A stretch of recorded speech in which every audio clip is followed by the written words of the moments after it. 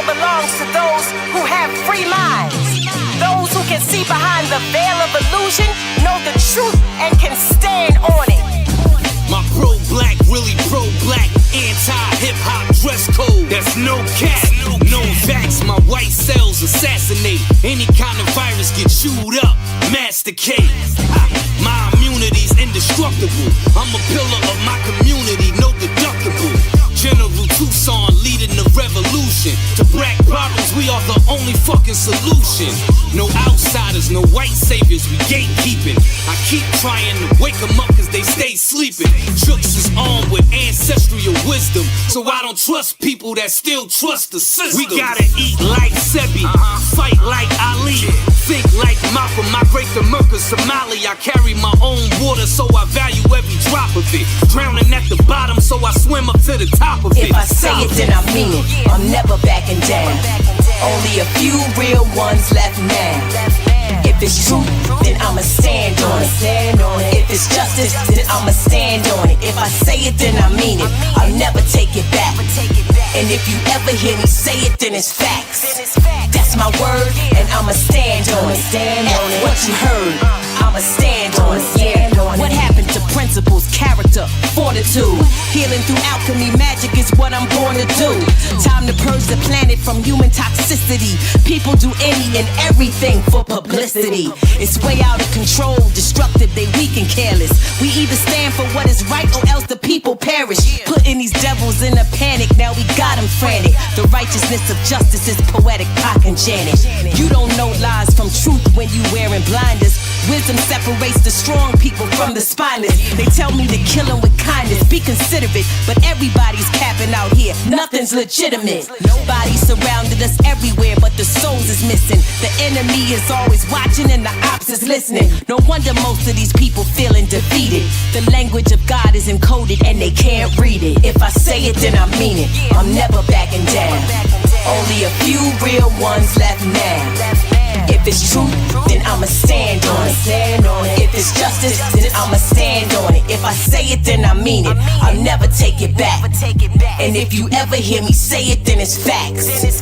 That's my word, and I'ma stand on it. F what you heard, I'ma stand on it. Rusty Jugs, Ty Phoenix. Yeah.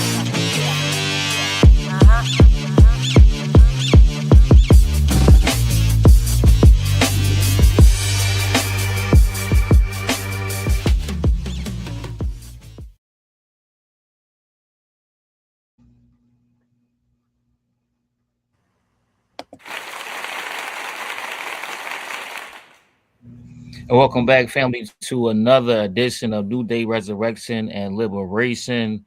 Shout out to the Queen Ty Phoenix and the bro Rusty Juks with Stand on It.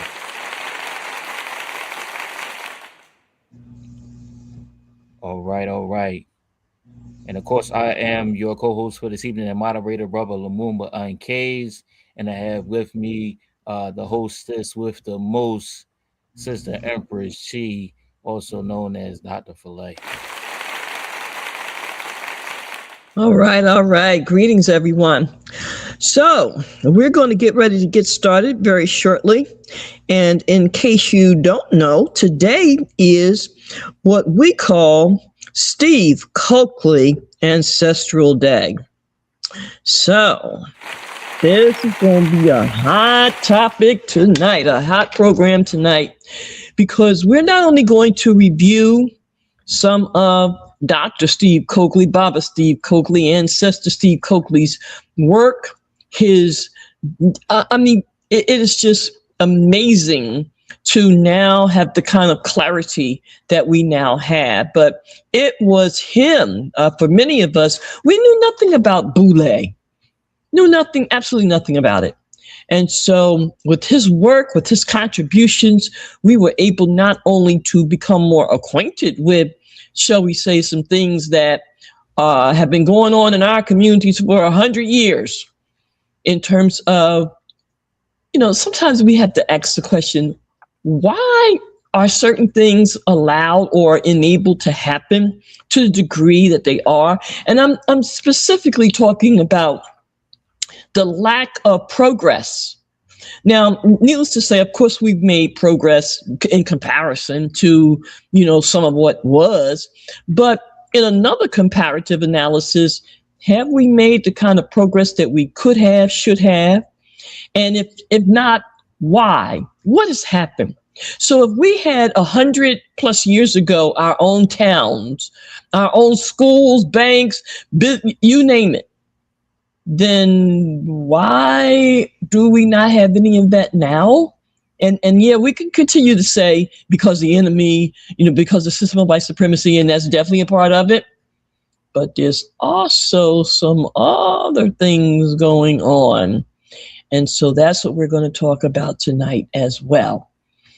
What has happened in our communities over the past, let's say, 100 years from the time of the Honorable Marcus Garvey to present day? And why are we seeing today what we're seeing in terms of the not only disconnect, but the misrepresentation? So we're going to really dive deeply into that tonight.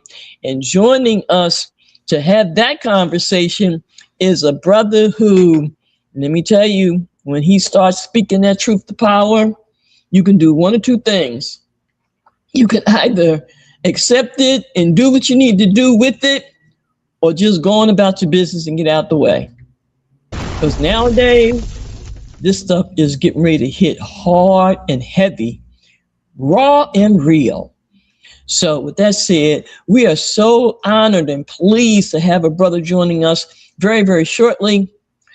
His name is Shay Black, and he's a filmmaker, a videographer.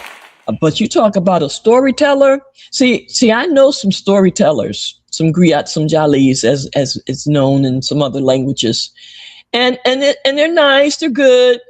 But I'm telling you, some of what we're now coming up with in terms of, in this day and age, the storytellers, those who are really speaking truth to power in the artistry of verbal, of written word and so forth. Well, this brother got it going on. So we're going to talk with him about some of the work that he's been doing, and particularly get some clarity in regards to what is an agent? And I mean, as it pertains to our movement, our communities, our work for liberation. Who are these people? What are we defining as agents?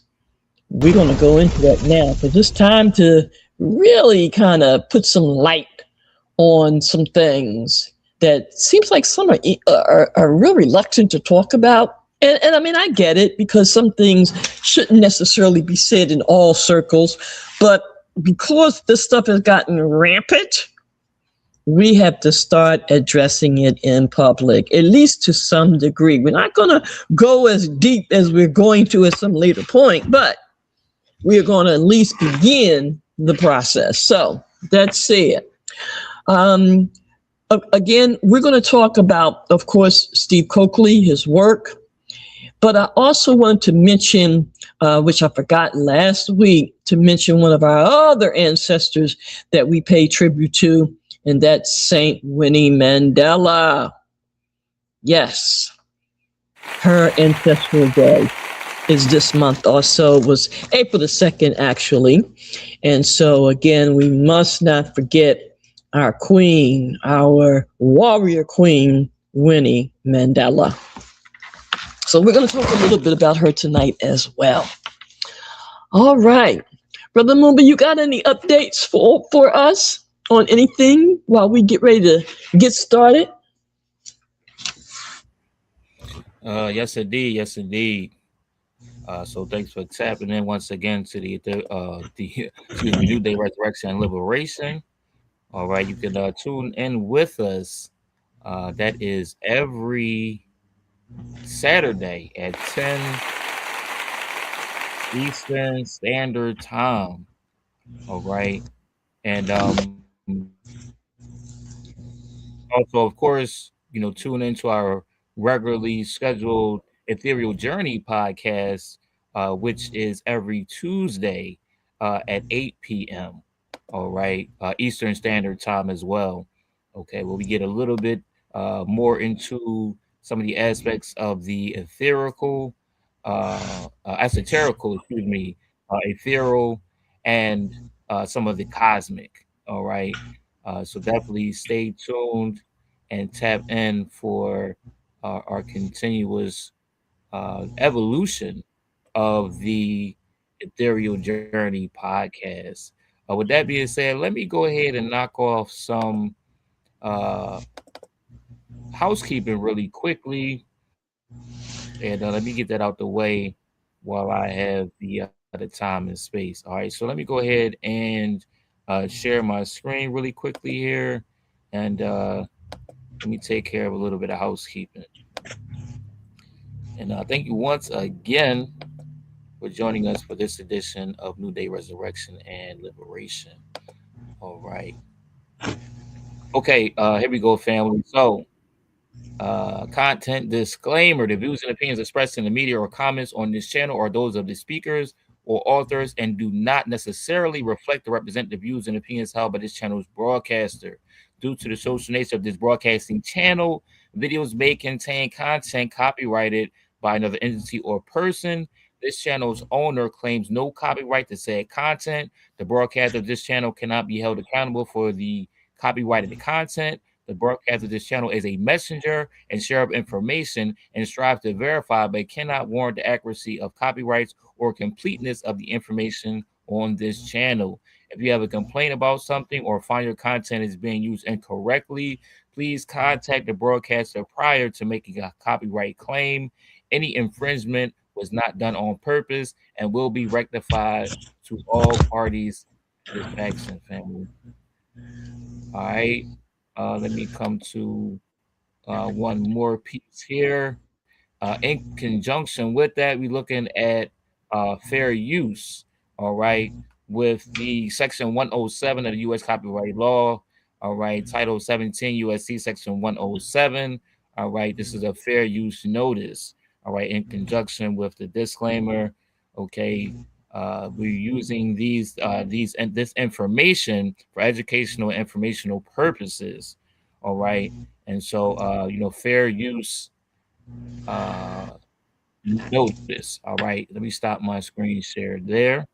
I think we have covered the housekeeping for this evening. All right, like we do have the brother that's in queue. Let me bring him on board, brother Shay Black. All right.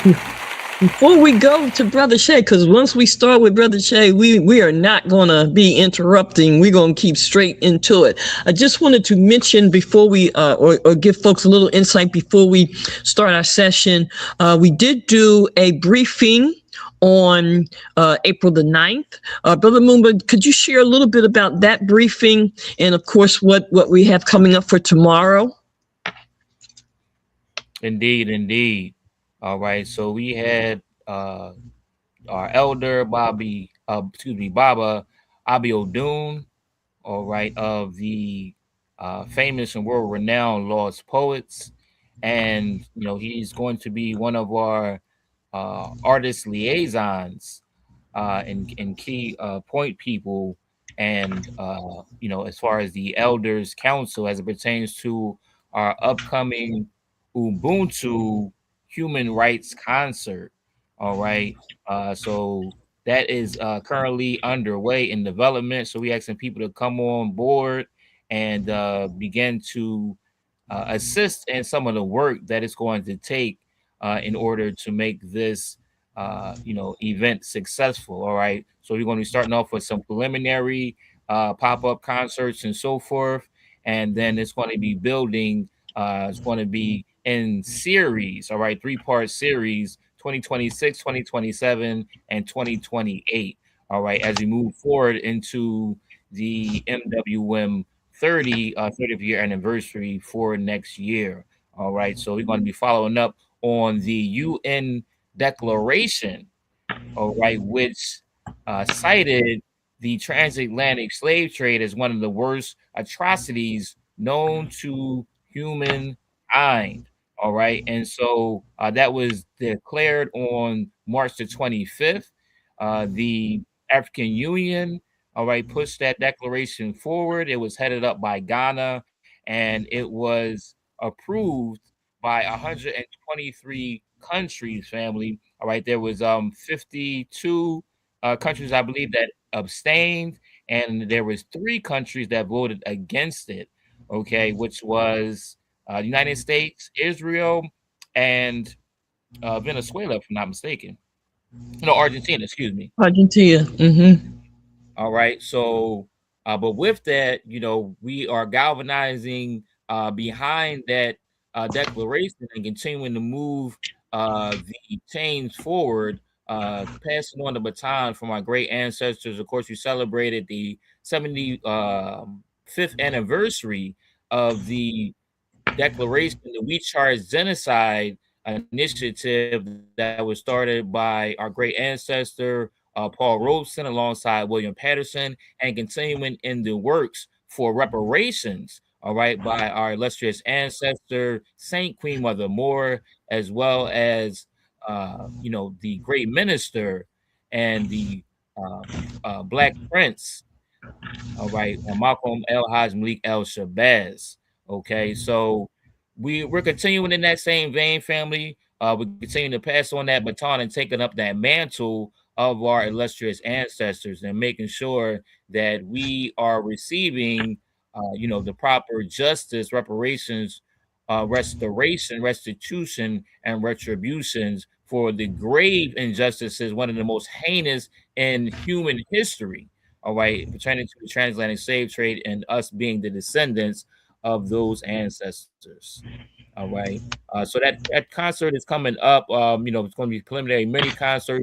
As I said, that's going to develop into major events, and that's going to start off. We're going to have some mini concerts taking off in May, and then one of the premier events is scheduled for this August, Black August at the end.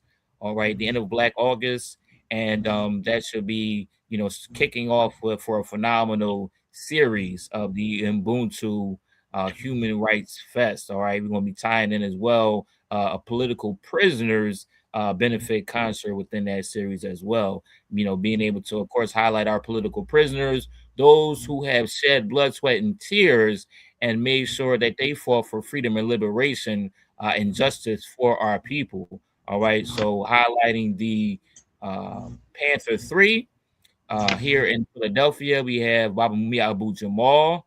All right, we also have Baba Kamal Siddiqui, all right, veteran Black Panther Party member, as well as Kitty Zulu Whitmore, all right, amongst other political prisoners that we want to make sure that we're fighting for their freedom, all right, and making sure that the world still knows the plights of the U.S. and there are indeed political prisoners that exist right here in the United States of America. All right, so we're going to continue to fight for the freedom and liberation of our political prisoners and being able to end elders' abuse and medical neglect. All right, all right.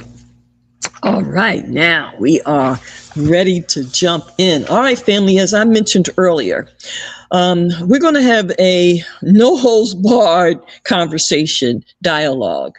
And this is the first of several. I'll put it to you like that. It's really been a pleasure to begin to connect with brothers and sisters that are really about it. And not, just wishy-washy and all this other stuff that we're seeing today. And so with that said, you're going to hear us bring on New Day and some of our other platforms information in such a way that it just brings you all kinds of receipts, for lack of a better terminology. And so it's one thing to have conversation, it's one thing to speculate, it's another to assume.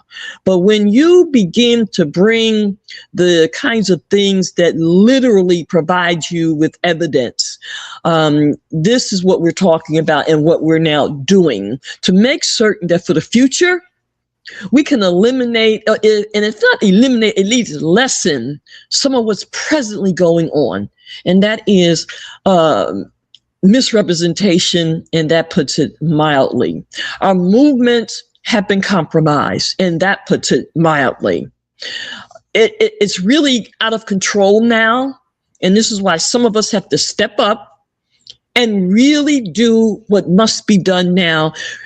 We have to make certain that the next generations do not continue to fall into these pits that some have over the years.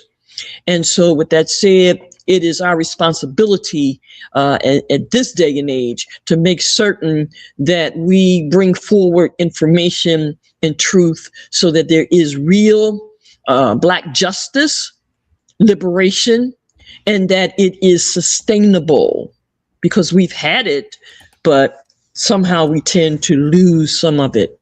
And so this conversation tonight is geared to help people to stay on point, stay on code.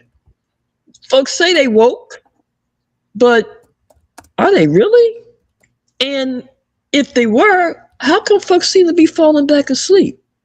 Anyway, I'm going to put a pin in that for now. And with that said, we're going to welcome one of our new extended family members. I'm just getting familiar with him. I think Brother Born Knowledge for bringing him forward to us, sharing with us. And now we're going to share it with you, family. So without further ado, I'd like to introduce to you our brother. His name is Shay Black. Greetings to you, my brother.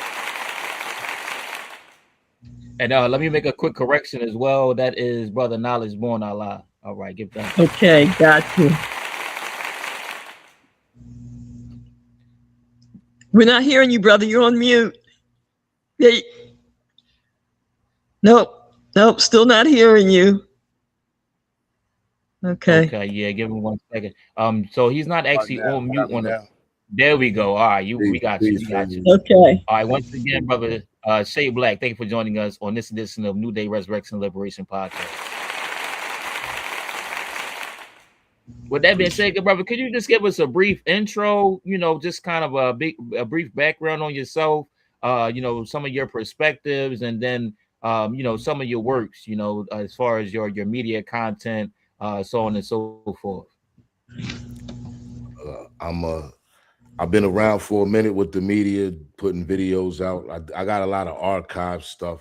I've been around. My father, pretty much, everything is an extension of what my father. I was an East Coast Cub. I always tell people that.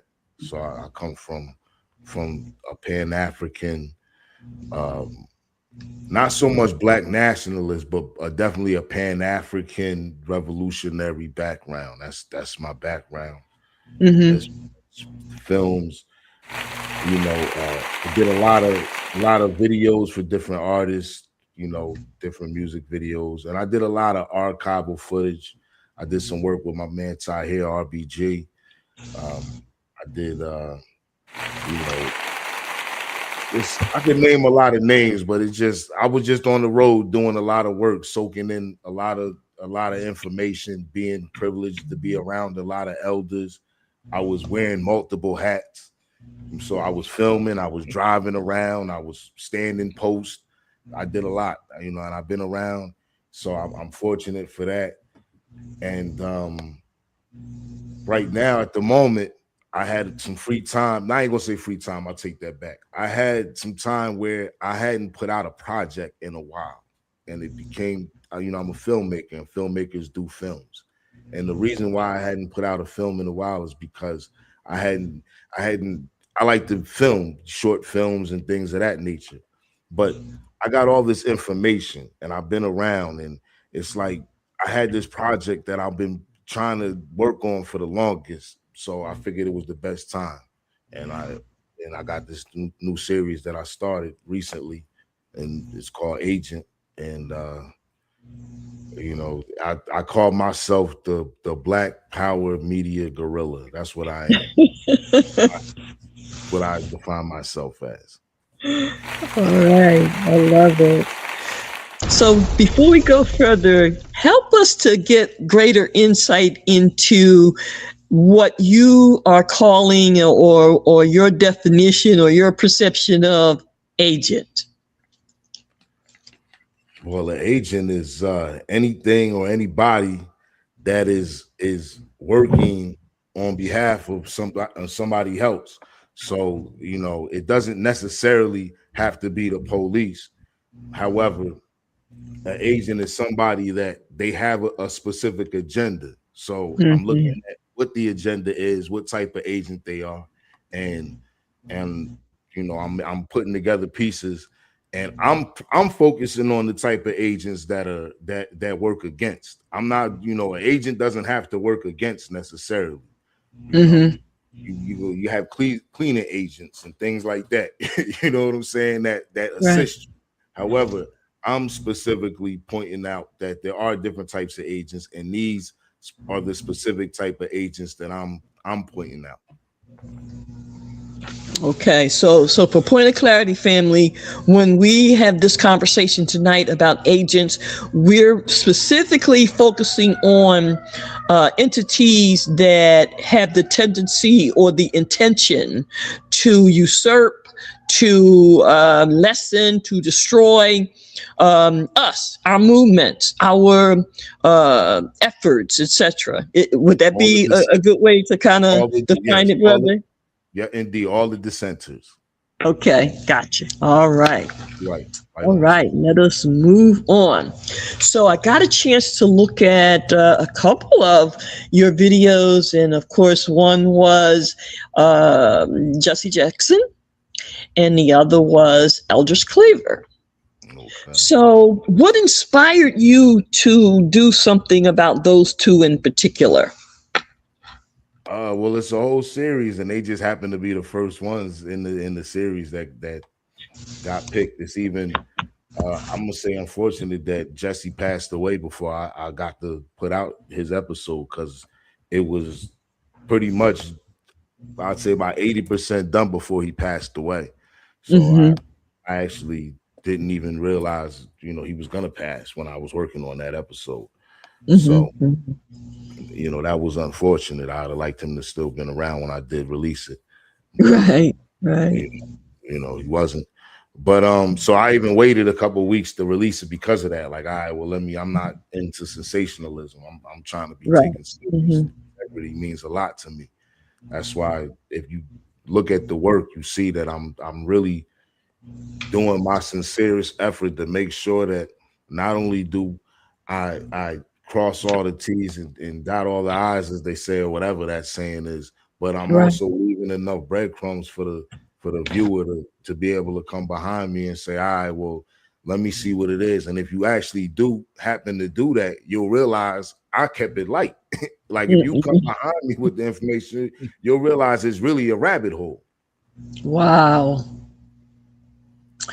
So before we go more into what some of the content was or is in those two and others, and particularly let us know if the other ones are available. But what anything that is available. Continue. Okay.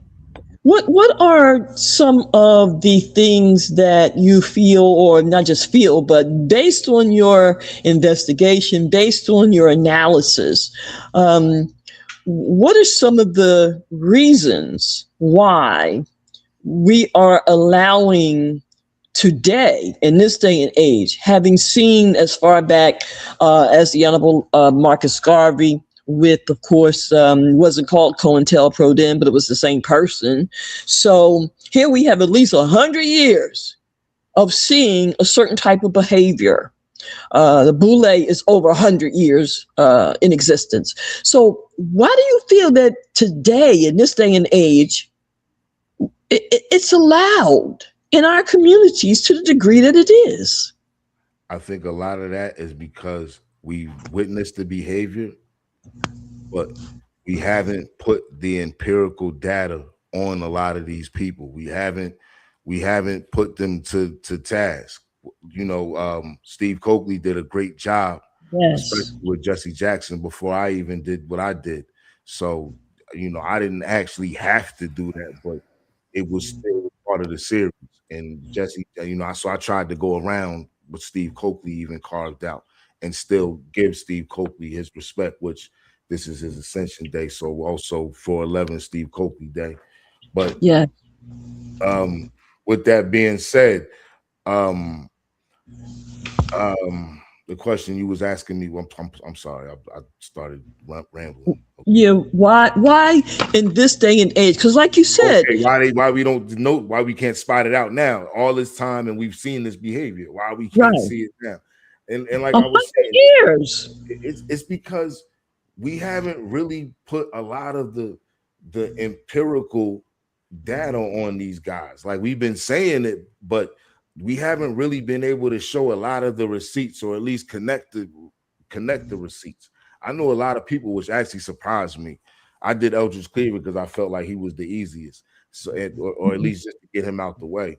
But I had a lot of people who came to me who was like, I didn't know this and I didn't know that, and I just thought he was, weird or different. And it's like, nah, you gotta understand, and there's a pattern. And so what I want to do is I want to show the pattern in this series, because there's an actual pattern of how they recruit, who they recruit, and how they do things. And they run the same plays as Steve Coakley constantly would say over and over again. Right. And that's what I'm saying. At least in the past, let's say 30, 35 years, we have had more of that information with receipts, with actual backup. And again, you mentioned brother Steve Coakley, ancestor Steve Coakley. So, some of this stuff is kind of known. Now, here's another example. And we talked about this maybe a couple of months ago when it came to the unaliving of Dr. Khalid Abdul Muhammad. So I'm saying that some of that information was actually circulated in the form of a report. And still, people act like they never saw it or never heard it. Well, that's because you look at what we're talking about. Look at the topic we're talking about. Let's be honest. If we're going to be honest, it's because we're talking about them. We're talking about, I mean, I'm just being as honest as I can be, and this is going on all the research. If you watch my episode, right? I'm being frank. I'm not afraid of anybody or anything. But if you watch my episode and you watch the credits, the opening credit where the theme song comes in, you see where I'm going. Right. You understand? You see where I'm going. But so and then that's to what you was just saying, even about Dr. Khalid Abdul Muhammad. I'm still baffled, my brother Shay, and I say that because in the circles that I go in, I hear these people, or I hear people talk about how much they love Dr. Khalid, or how much they admired Baba Steve Coakley, and others, right? They'll say these things publicly. They will have these conversations with people. And I'm saying, folks, don't say anything beyond, or whatever. And I'm baffled by this. For example, someone contacted me the other day and they said, we want to come to Philly and we want to do a rally. Can you help us get a location? Mm-hmm. And I said to the brother, sure. I have a couple of places that I think, you could do a rally about, the topics that you sent me. But then I saw a flyer that had a picture of someone that we all kind of know. And I said to him, is this person a part of, what you're talking about doing? And he said, oh, yeah. I said, then no, I can't do it. Right. He said, well, what do you mean? I said, brother, not only would my ancestors kick my butt, but some of my colleagues, some of my sisters would be upset. I can't do that. Absolutely. Right. Now continue Right. to speak on that. Sure, sure. But the time is coming, though. I'm gonna But say this: let the me finish time this. is coming. Let me finish this, and this is the point I'm making. So I'm saying that this situation was brought to me. I saw this person involved with some. Now the brother I would help. I would do something for. But I know what I know, and therefore, I have a responsibility and an obligation. So I'm saying that to say, we have people that have information within some of our circles. And some of these people are acting like they don't know certain things, and they're going along with the programs. And I'm just baffled by this. Why are we allowing this to happen? And again, I'm not a basher, meaning, I don't make it a habit or a point to try to bash people. But I think we are intelligent enough to put out information that questions intelligently some of this stuff. And I'm not seeing certain people, so like you said, brother, the time is going to come because we got to ask some questions about some things. But go ahead. I yield to you now. The time is coming as far as on my behalf. I'm a strategist, so I don't want to talk too much, to be honest with you. My style is basically a lineup, and the lineup it's the time is coming. I just want to say the time is coming. Okay. I got it. That's what this is about. But I got to start somewhere. Right. Okay. All right. Well, let me ask again. So I mentioned two that I videos of information that I saw. Tell us about some of the others. Which other videos is that? I saw the Jesse one, and I saw the Eldridge. Or are there others? Well, as far as that particular series, there are more in the works. There's another one. I was trying to have it done by Monday, but I got some filming to do tomorrow that's not going to allow me to focus on what I needed to focus on tomorrow to get that done. But it'll be done sometime this week. It's a full series. I'm going to have 8 to 10 episodes. I got 8 lined up right now, but I'm tentatively thinking about another 2 episodes that I want to tackle. But yeah, the Jesse Jackson one just happened to be broken down into 2 parts because it was just so long, and I didn't want to make them more than 35 minutes maybe. So I wanted to stay in a certain time frame.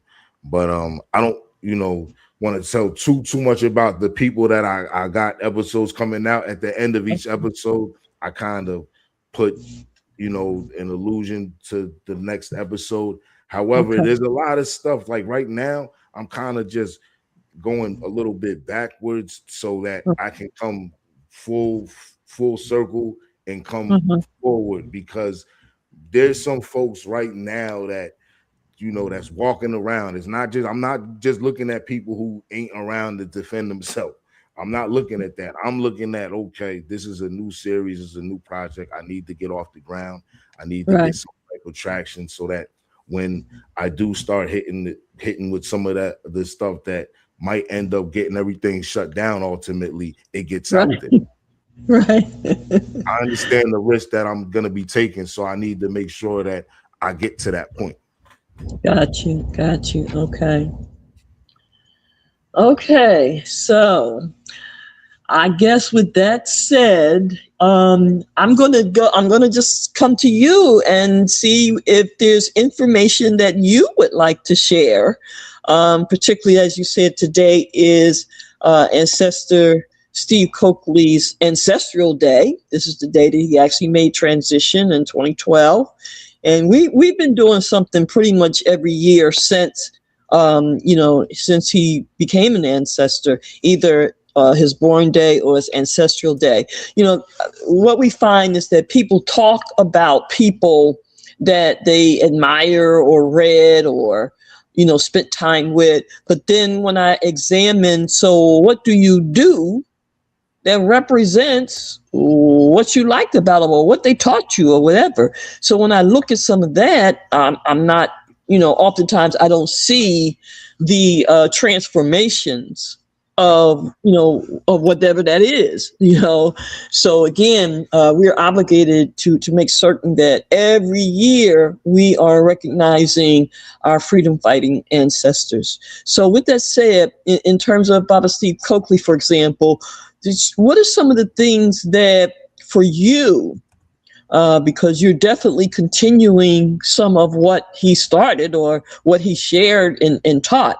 So what for you are some of the key things that you feel or that you that have not only impact you or have really lend to you your development and growth? Steve Coakley opened up the reality that we are being misled by controlled opposition as a complete movement. And that reality coming from my background personally and seeing my father and most of his, not my father specifically, but the people around my father who was in the movement in the 60s and in the 70s in the community now, strung out on dope or using cocaine, and understanding why that was and how they came back into the community like that, and realizing that it's such a we were almost doomed from the beginning when you really understand, and that's what this series is really about. And it's about exposing that we were really doomed from the beginning, because once we opened up a house, it became a warehouse for police every time. And that has not stopped. So the problem is we have to stop opening up these houses, or realizing that this house can only go but so far. This house can only be about the idea. The action can't come from this house at all, because that house ain't gonna be nothing but a bunch of police in it. And to really drive home the point that two things I've noticed. One, and this is not a knock or disrespect to anybody, because I know a lot of people and I respect a lot of people for their sacrifices and their struggle. But a lot of the people that are still around, they don't throw away the tools that they can still use. So that's one thing I've noticed. And I noticed that when it comes to a lot of our political prisoners, they're not letting out the guerrillas. There's a process that you got to go through before they want to release you. Or they believe you're about to die, which is why Mutulu comes home and he's able to do what he's able to do, because they thought he might have had a month. As a matter of fact, they probably thought he had a week the way they think. Right. Okay. So what about in terms of the Move 9? Because all of them were released also. I'm not saying that they don't, don't get me wrong. That's why I'm particular. I'm just, when I generalize that's something that you have to look at. Now, I'm to be honest with you, I'm just now finding out so much stuff.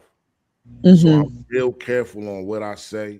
I'm real careful on people that I don't actually know to disrespect or even have or make allegiances with. Right. So and with that said, I only know the story. I only know the people around. I haven't dug deep into that situation to really even say anything that I want to be held to. Okay. All right, Brother Lumumba, I'm gonna come over to you. You have any questions or thoughts or comments for the brother? Sure. Well, one of the things I wanted to ask is, as far as now, you mentioned part of your inspiration being your father. You had some influence from ancestor Steve Coakley. Was there any other influences as far as artistically getting into the media, getting into film and things of that nature, were there any other influences or folks that you look to as examples or models that were able to inspire you, to what you're doing currently? Artistically, there were people like Gordon Parks. There were people like Melvin Van Peebles, because I look at myself as just a filmmaker. So I'm looking at the black directors and the black filmmakers of the past, who not so much of the films that they made, but the fact that they were able to create what they were able to create and go against the grain in Hollywood, so to speak. So, and they were able to give us visuals. See, understanding propaganda and understanding images and how they use images to put us to sleep. If you can understand that, then you can also understand that we can now take images to wake us up as well. And so that becomes an important factor for me. So looking at those as, and not so much artistically, because now artistically that goes into a whole nother branch and a whole nother, that just goes into being into film and watching the craft of actual different filmmakers who and the art that they do. But the actual inspiration, my inspiration came from, and also Mario Van Peebles. I'll never forget as a child watching Posse, and I used to love cowboy movies, but the whole knock on it was all white boys.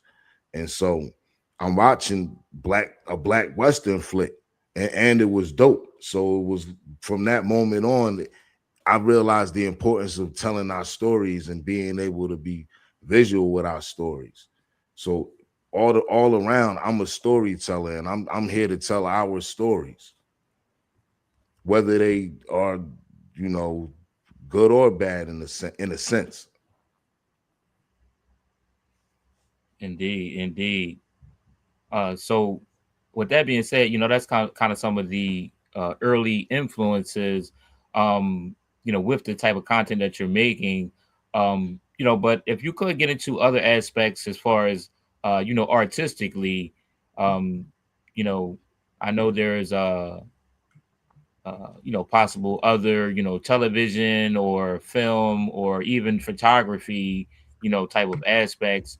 Could you talk about that and kind of how these elements kind of come together and converge in different ways to possibly, influence yourself or possibly, folks that you could highlight that might be able to give a positive perspective to influence others, that might be wanting to get into the craft. They might want to study, some individuals to gain some inspiration, to gain some perspective on how they might go about developing their craft.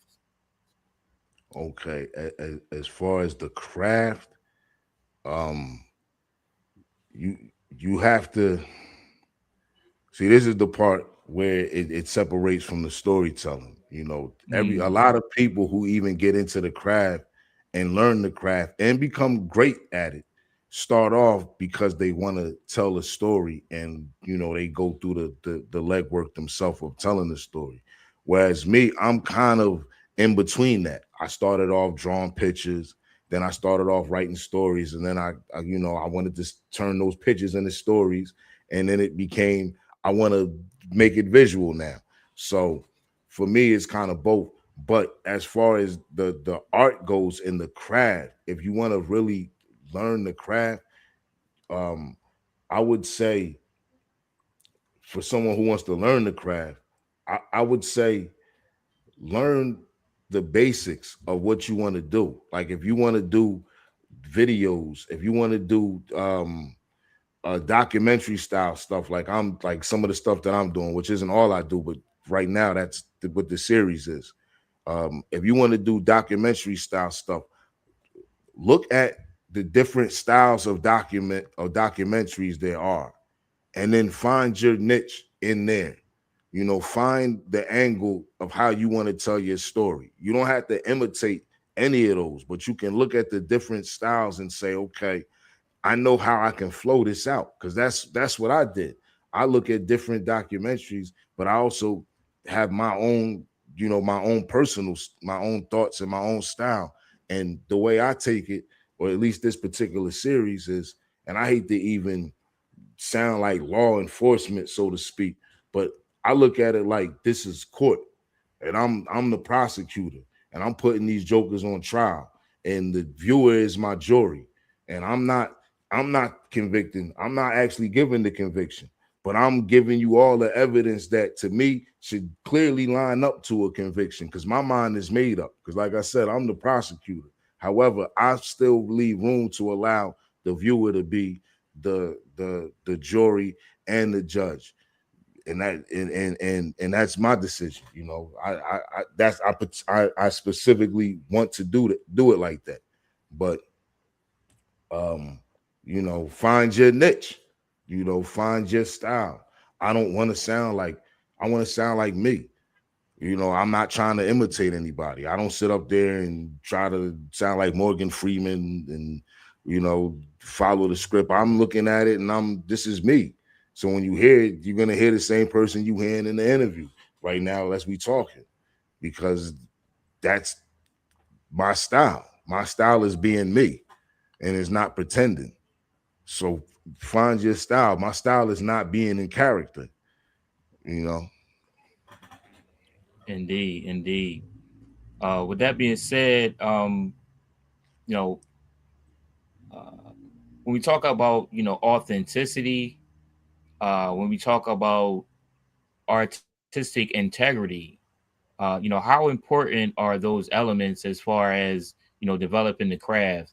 I know to just be able to differentiate somewhat, in between taking on inspiration, from other artists and artistry, and drawing that, and sometimes fine line between how you're going to present your art authentically, and just also the importance, or if there is any, from your perspective, on artistic integrity, and is there anything that can be said about having a kind of thorough understanding of purpose, as far as the messaging that you want to relay? For me personally, integrity is the most important part for me personally. When I put something out, it's about 2 days of me looking at it, analyzing it, combing it over and over and over and again, making sure everything matches how it's supposed to match, making sure I'm not, giving the wrong name here and putting the wrong picture there. It's that is very, very important to me, not having no misinformation. That is very, very important. Of course, error, when none of us are infallible, we can all have some, a mistake can happen. However, I do my most diligent to make sure of that, as well as to make sure that I give you at least a reference point of how to come behind me and look at the work that I'm doing. Brother Steve Coakley always used to say, we name the names. And so I'm real particular about naming names, and I'm real particular about putting images to these names as well, so we could get a look on these people. And just, if people come behind me just from looking up some of these names and just checking out who some of these people are, like I said earlier, you'll see how light that I really went, and you'll see how connected that some of these people are. And this is a web. So as the sister was saying earlier about, how this has been playing for so many years, they've been running the same play. This is a play that they've been running, and they understand that it works, and they understand how how to continue this play. And a lot of us, there's a few of us who see the play, and there's a lot of us who may see the tendencies and the actions of how the players play, but it's not concrete. And then we still have this whole thing of idol worshiping that's going on, and this whole thing of We got all of these, as brother Knowledge Born, we was talking earlier, he was saying to me, these brothers is out here robbing our people at mouth point right now, at this very moment. So it's a constant thing, and we have to put an end to this, or at least make a stance and point it out, so that at least they're obvious now. At least it's to the point where it's not the people are whispering but still taking photos with some of these jokers, and still in things of that nature, knowing what they know, or knowing at least questions need to be asked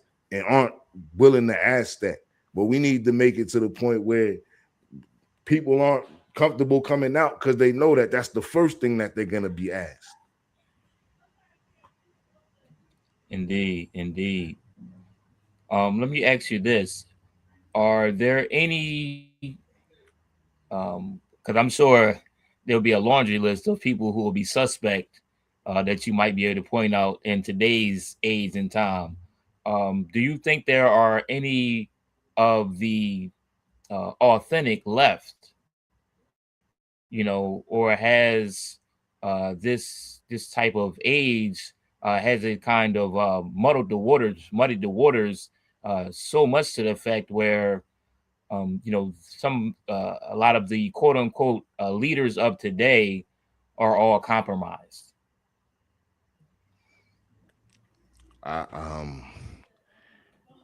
Is anyone that you can highlight and saying, this individual or that individual, they solid. This is a solid individual, as far as what from what you can ascertain?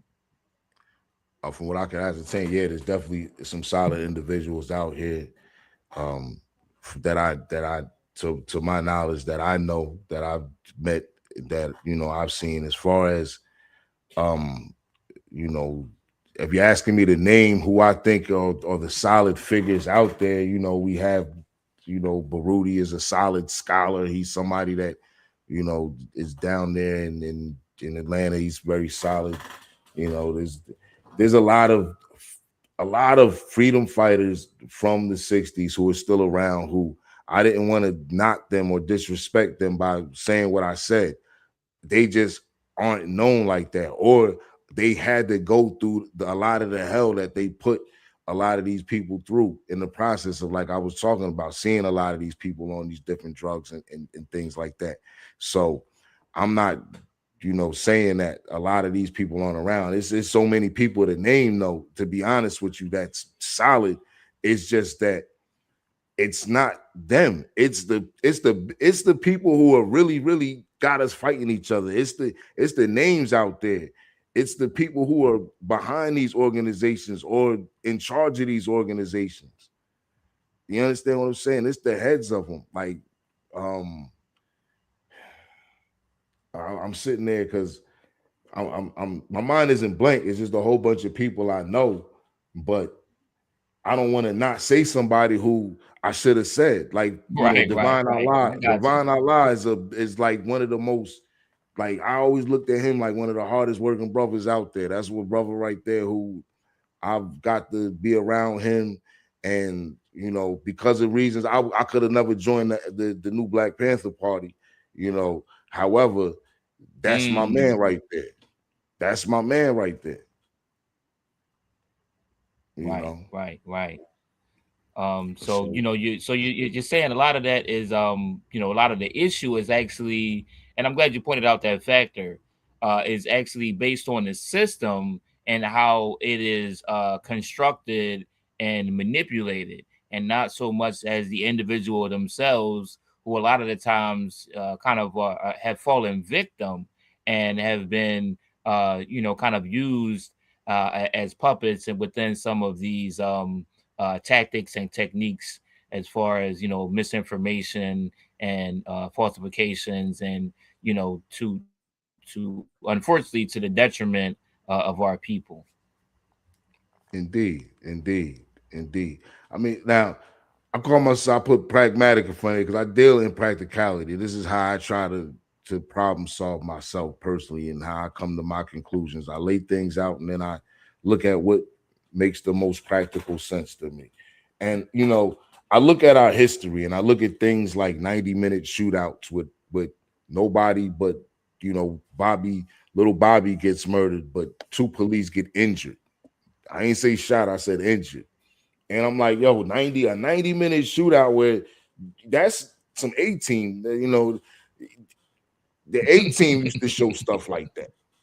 You understand what I'm saying? So it's like, you look at without even having to dig into the receipts, when you just look at the plays and you look at the people and where they was at, and you look at the positions that they was in, it just all makes sense. It just all makes sense.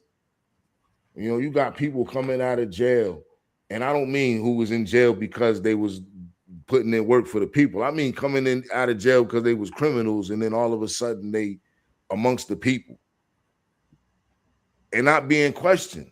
It's like we understand that, the criminal does have that part of them that's already anti-system. So it's easy to recruit from that element. However, it's also easy for them to recruit from that element if you really thinking about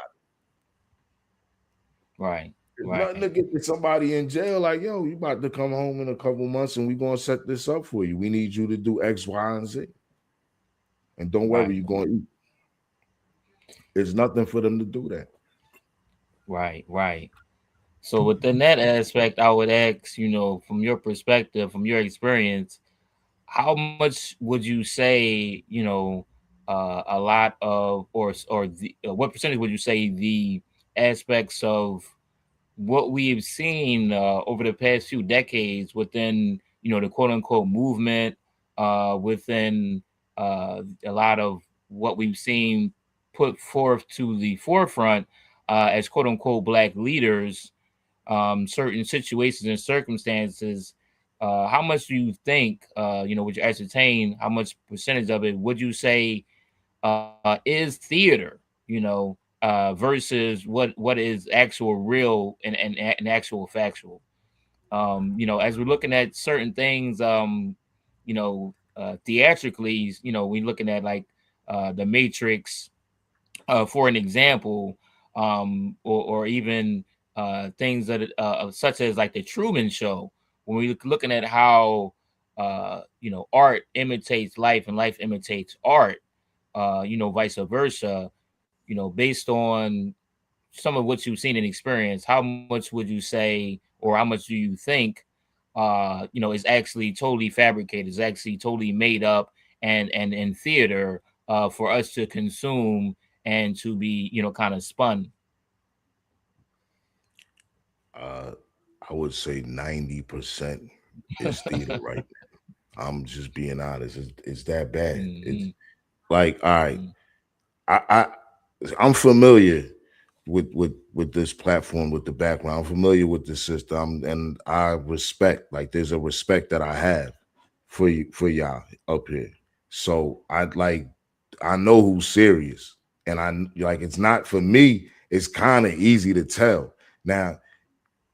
I can't necessarily tell someone how they can tell, like, how easy it is, but to me, there's certain things that I can just look at and say, okay, yeah, they not with them, they not with them. They, for the people in the, like, when you're really in the community, the glory ain't there. This ain't glorious. It's not, you're not fly. You're not attracting people to want to be what you do, what you're doing, because it don't really look that cool. It's the people that are trying to make everything look cool you got to be mindful of, because this work ain't cool work. I was just talking to Steve Coakley's son earlier today, and he's telling me how, his father always had a book, always had a newspaper, didn't care about clothes. Dr. Khalid Abdul Muhammad, peace be upon him, used to take him shopping because only thing he cared about was the work. The only thing he cared about was the work. So, when you look at the seriousness of somebody, you can just look at the type of work they're doing. Are they doing work that they're gonna be, celebrities behind, or are they doing work that they trying to move the goalposts? Indeed. I'm come back to Sister Empress in a second, but I want to ask you this final thing. Now, as far as a storyteller, what kind of storyteller would you say that you were? If you could define that for yourself, and also, how would you, at the end of this phase on this plane, right?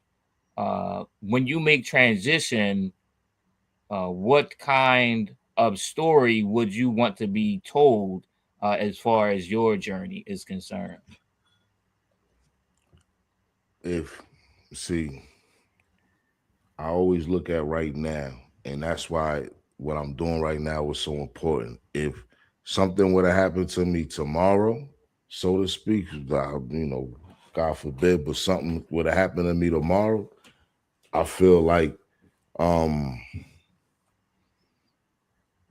even with just these 2 episodes I did with this series, I feel like I've left a contribution. Unfortunately, I got so much archived footage that somebody would have to get to my computers to release because I got too much archived footage at this moment.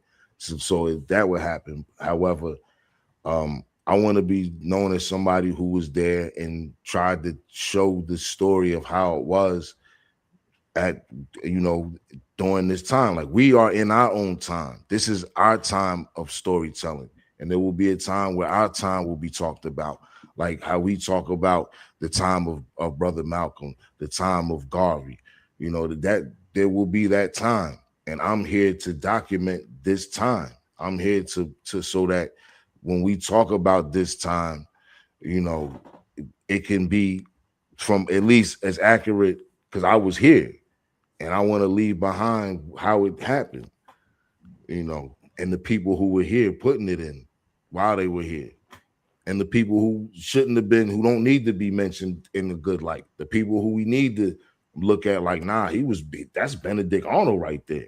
That's Judas right there. Don't you know? Nah, you don't say his name unless you spitting. You know what I mean? Like, we gotta get there with it. Indeed.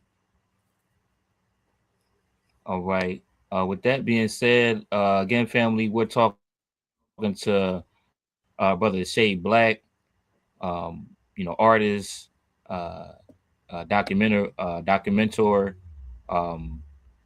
filmmaker. All right. And so I just want to open the floor up if there's any questions or comments for our brother before I bring it back to Sister Empress with any of the things that we have discussed thus far this evening. I see we have, and thank you for joining us this evening, Sister Dottie. Let me bring you up to the front just in case you have any questions or comments that you want to share with us this evening. Okay, looks like, okay, she might have fell off that fast. Okay. All right. With that being said, let me come back over to Sister Empress. And thank you once again, for the excellent work that you're doing, Brother Black. And, just to be able to continue with integrity and putting forth what I like to call positive propaganda. Yeah, I really do. I really appreciate that. All right. Let me come back over to Sister Empress. All right. Thank you, Brother Lumumba. Well, I'm taking all of this in right now. I have to say I'm very, very concerned because, again, we have heard many things over the years. We've had these great teachers. We've had these great researchers and information, not to the degree that it is available today, of course, but information has, in fact, been circulated. And again, we talked about Baba Steve Coakley. And again, we're talking about, 25, 30, even more years of him putting out information. And so, there were others as well in different kinds of ways, but nevertheless, I mean, he was an ultimate, I mean, he just showed research par excellence, and so, but again, there were others who were also questioning, certain things. And I mean, even with Brother Malcolm said a lot. And again, we're talking about 60 years plus.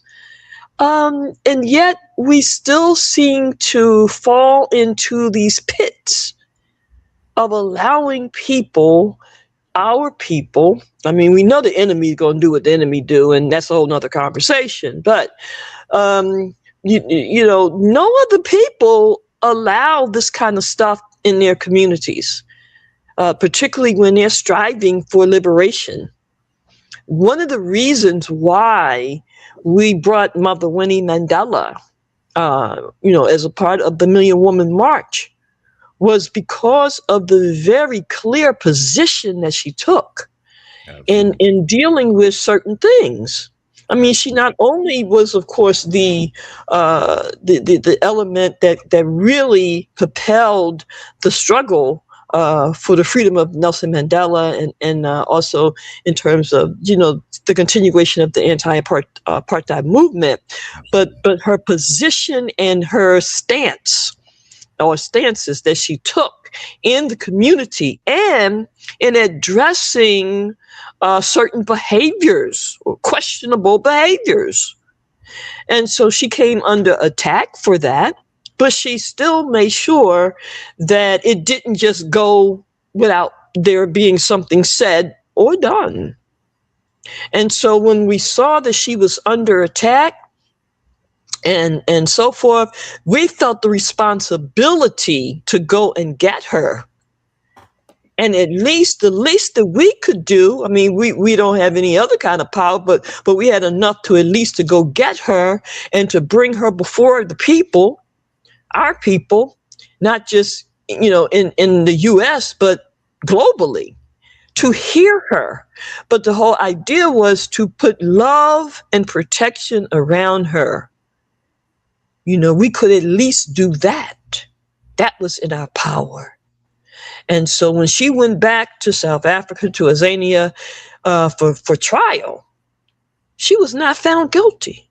And that definitely was their intention, to find her guilty. So I'm saying that to say that there's something else going on now that just has to be looked at a lot closer. Because the things that we can do, we're not doing. So this thing has gone now to a degree or a level of just it's just way somewhere else now. We've always had infiltrators. We've always had naysayers. We've always had impeders. And we've always had that, agents and whatever.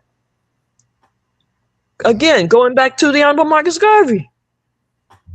That was documented. But again, to see what we are doing today, allowing some of what is being allowed today. And again, I'm saying to take the actions that is feasible, that's within our realm to do. We're not even doing that. This is very concerning. It's always been concerning, but there's something else going on right now. So I don't know, my brother, if you have analyzed that to any degree, or if that's something that you're seeing as well, and it is a concern or not. But no, it's definitely a concern. Okay. I'm sorry, I didn't mean to cut you off. I'm sorry. No. I want to hear. I want to hear your thoughts, because we're creating some think tanks. And from those think tanks, we have to look at this stuff very, very carefully. We have to be very in a microscopic kind of manner, and we've got to come up with some other solutions, because in the time that we're in, this is a bit much. This is a bit much. There's always going to be progress, because life and time and all of that consists of those things. That's automatic. So it ain't like there ain't gonna be some progress. That's just a part of the game too. But is it really comparatively the kinds of progress that can be obtained, should be obtained, and must be obtained in this day and age? And I'm saying this to folk that I feel have a level of capability, intellect, and responsibility, because others are just sitting back hemming and hawing. Right. And other things, right? And so again, this is very, very concerning, because again, we're seeing a lot of our people kind of move into certain aspects of things when it comes to struggle, and that's it. And that's very different. Meaning, we talked about Paul Robeson the other day, and how many have called him like a Renaissance man, a Black Renaissance man, because of he was so multi-talented. And I mean, and he's an example, but there were many of our people like that. And here we are today, settling for a scholar in history, or I mean, or somebody that's good in that. And I mean, and that's cool, but is that really representing our ancestors in the manner that they showed and taught us? So if I could add into that really quickly, and I'll come to you, brother Shay, and your analysis of the current situation. But I was looking at it just like, as far as individuals like ancestor Paul Robeson. I believe that he was actually an exception and not the rule, right? Like the majority of people, they, for the most part, do specialize in, one particular area, whether it be academia, science, as far as research and study, science, mathematics, and it might dig further into that field, so science maybe specifically as quantum physics, or things of that nature. Someone specializes in, they're a musician, so they're an MC, or they deal with writing and production, and musical arrangement. They're very skilled within it. But I don't really see an exorbitant amount of examples of those who are multi-dimensional in that the fashion of someone of exception, like a Paul Robeson, ancestor Paul Robeson, who was multi-genius, in the way that an Imhotep would be considered. And I believe individuals like that is also the exception and not the rule, right? So I think, but along with that, as things progress, as society progresses, as technology progresses, I believe people get further and further away from, that type of expertise, because, with all of the, and it could be positive and negative, but with all the added distractions that people have today, they really don't have the time, or they don't make the time in order to be multifaceted in those same fashions, because the job, and being able to make an income, and having to go to school for X amount of years, not really having especially if you want to get into the level of expertise that it entails a lot of times for you to climb the social economical ladder, so on and so forth.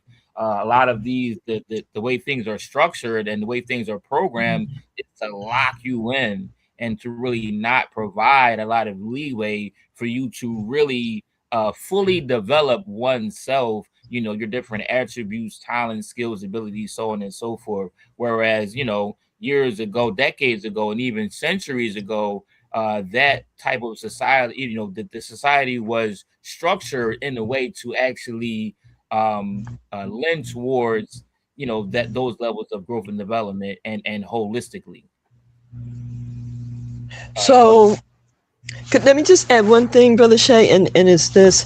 So let me just clarify something, and it is, yes, I'm saying that our people had an area of specialty, of course, but they also had other areas that they participated in, that they supported, that they contributed to, and so forth.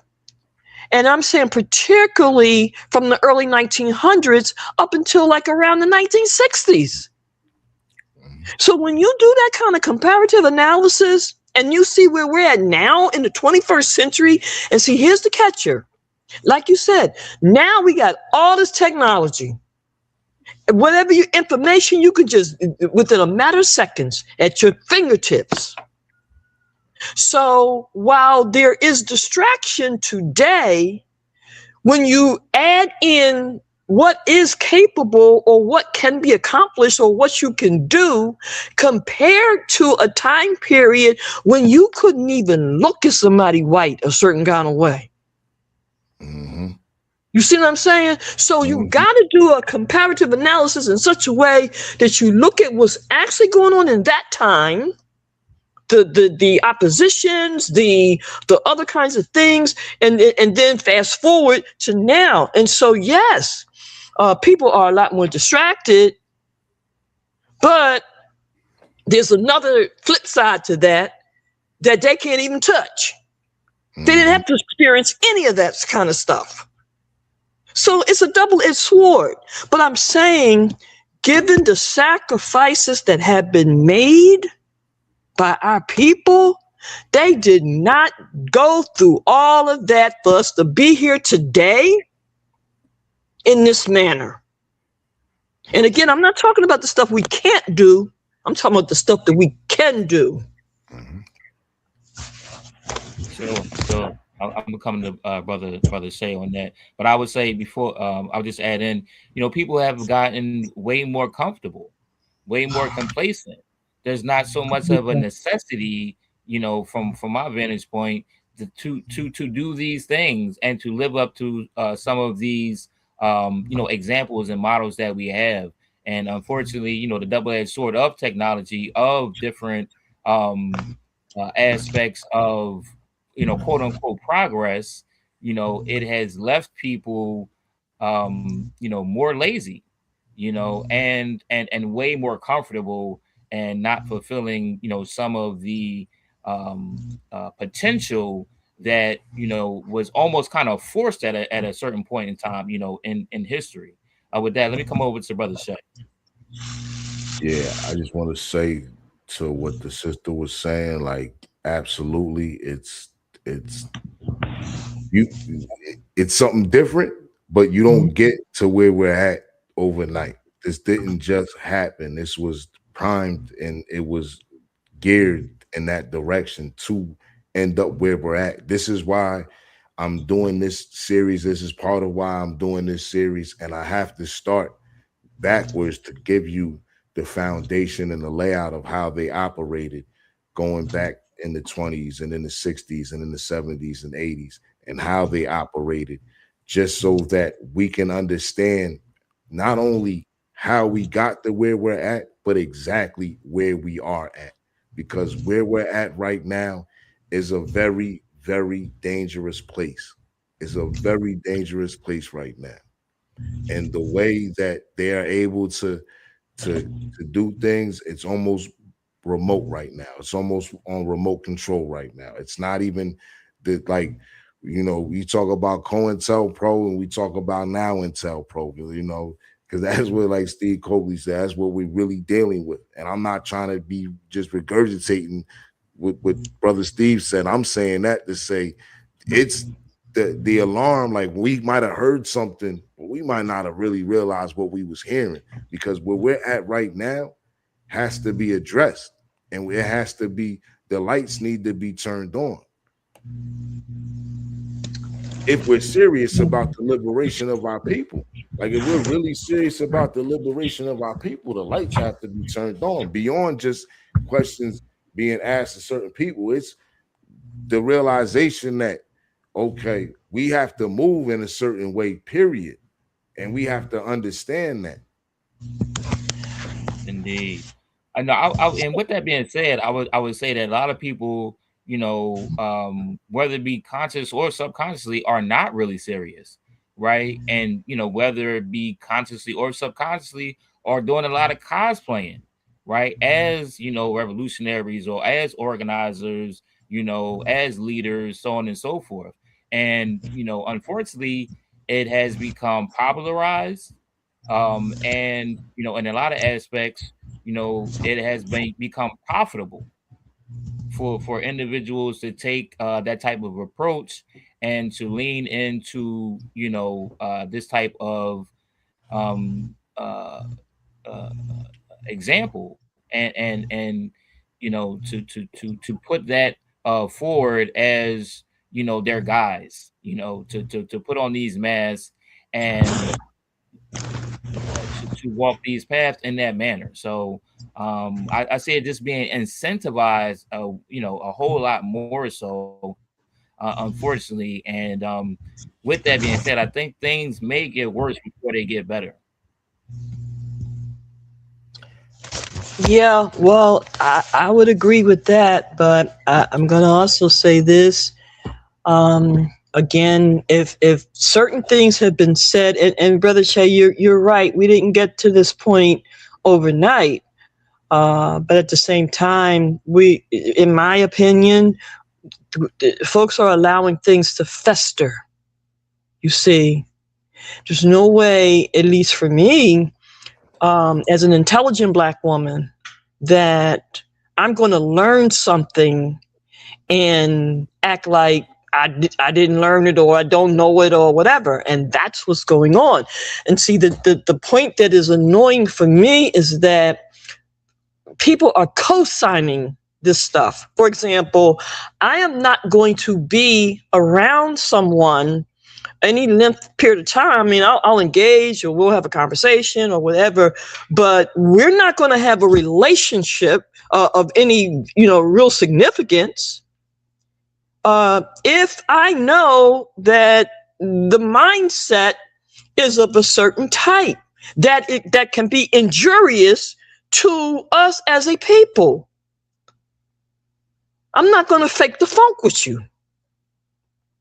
I'm courteous. We can have conversation. We can even socialize to some degree. But that's as far as that goes, you see. And this is what I'm saying, that there's too much of confusion, that, you know, at some point we must differentiate in terms of what is our code of whatever. Those of us who are talking about liberation, justice, and those types of things, and particularly as it is applicable to our ancestors.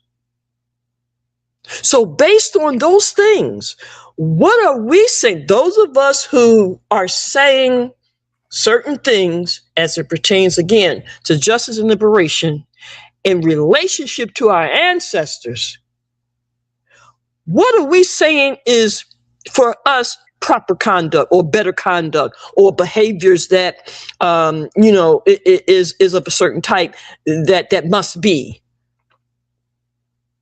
That has to, for me, that has to be made clearer, because other groups of peoples that are aspiring for certain things, they make their position clear. And that's how they're able, or at least it appears, that's how one of the ways they've been able to excel, because their position was clear. And we're like straddling these fences too much, right? We are accepting lifestyles within our nucleus that is obviously disadvantageous. And then want to act like, it's a human right. Well, it is. But at the same time, is that something that is injurious to us as a people? Anyway, I don't want to go into all that right now. I'm just saying, as Brother Malcolm taught us, we got to make this stuff plain. Some of it. Because it is becoming too ambiguous, it's coming too confusing, and the people that know that are not saying that. And I mean in an intelligent, diplomatic manner. They're going along with the stuff, and it's creating a lot of confusion. And so I'm just saying that I'm so happy. Thank you, my brother, for having this conversation, because you have no idea what kind of clarity I got in this past hour. Really? And I'm going to be 100%. This is one of those situations where it's like, I'm really watching what I say because because of the platform, ultimately, not your platform, of course, but the platform that this platform is on and being broadcasted from. So I'm really being careful. But yeah, this is a conversation. If we were actually having this conversation offline, you understand this conversation, it would be a lot more hardcore than we going right now. I understand your frustrations, and I truly understand, what's going on. Like, I really get it. And I'm frustrated, I'm sick, but I think that we have to now look at the solution and how do we at least fix it or separate from this? Because to me, it's about law. What you just said, there was a time where we was going off of law, and what law is what's enforced. So we can make up rules and say we're going to do this and say we're going to do that. But if those rules aren't being enforced, then it's not law, because law is what's enforced. And I think that that's where we have to really be. We have to be at a place where we have to be enforcing law. I not only did I have that revolutionary Black Panther, Pan-African upbringing in New Jersey, but my father passed away when I was 16, and at the time, like, I was young, I was still in the street. I still had that formal street education that ended up taking me into prison and all of that. I've been in gangs, so I understand, different elements, and I seen law in action, and I seen law being enforced. And unfortunately, we allow a lot of people who don't understand that this is not a club. This is not a club, and there has to be, there's a code and a conduct, and not just the code and the conduct, but there's justice that's served behind that, which is a punishment or a reward based on your actions. And that has to be put out there. That has to be on the forefront. Like, so a lot, we talk about these other groups, and these other groups, that's one of the things that these other groups have. They understand protocol. They understand, look, if I go against the grain, that's my, you know what I'm saying? And so we have to be there. And, to get there, we might have to say, okay, well, it's just us. Then they really not for us. It's just us. So when I say they, it's they. When the they I'm talking about look like us. And that's what I'm saying, that we've known that for at least 60 years. And some of the things that you just described, my brother, is some of the things that Brother Malcolm also described and said. And this is why I'm saying, for me, we are regurgitating, we are just recycling a lot of stuff unnecessarily. Because like you said, Brother Malcolm also went to jail. See, these things continue to happen. And we keep seeing the same thing is in such a way. And by the way, I'm frustrated, but the difference with my frustration is I'm simultaneously thinking about what I'm going to do. Right. You see, that's why the Million Woman March was successful. Right. because I saw some problems. And while I was simultaneously complaining or being frustrated, I was also figuring out how to move forward. And for the first time in history, 2 million Black women assembled. You see, so that came from being sick and tired of being sick and tired, but also being ready to take some action in whatever way that I could with the little that I had. And that's why I keep pointing this out about Million Woman March, because it started from the grassroots with almost nothing. And that's why in this day and age, I'm like, yo, wait a minute. And see, I looked at some of our people before us, how they built what they built. You see, they didn't have a whole lot or a lot of people or whatever, but they were able to build certain things and at some point raise it up. And so we have all these examples over and over and over of our people working with next to nothing, but coming out with diamonds in terms of the work that they do or have done. And that's why for me now, it is unacceptable, totally unacceptable. Because with they that being all said, you know. Go ahead, Brother Lumba. No, with that being said, you know, I want to add in, you know, thanks once again, brother, for, you know, putting some of that work forward, because I believe that is in part of the solution. You Absolutely. Know, to be able to craft, you know, these types of stories, to be able to craft these and develop these type of platforms so that we can tell the truth, so that we can expose, you know, the truth and the lies, and expose the agent provocateurs, you know, so on and so forth, to the masses of our people, because in a lot of cases, this information is being disseminated on islands and in silos, you know, and a lot of, you know, preaching to the choir. So I think it's very important to have this information disseminated to the masses of our people so that they can be informed. Right. And so that they can be knowledgeable and further enlightened, so they can take further action and be able to distinguish, you know, one from the other, and the truth from the lies, and having that information being able to, you know, fuel some of their decision making and discernment as they move forward into the future. So, you know, I want to applaud you on that fact.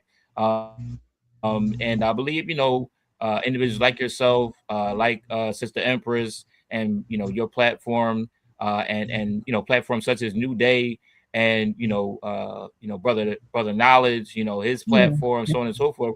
I believe these individuals are the ones, you know, doing that work, and so, you know, gotta give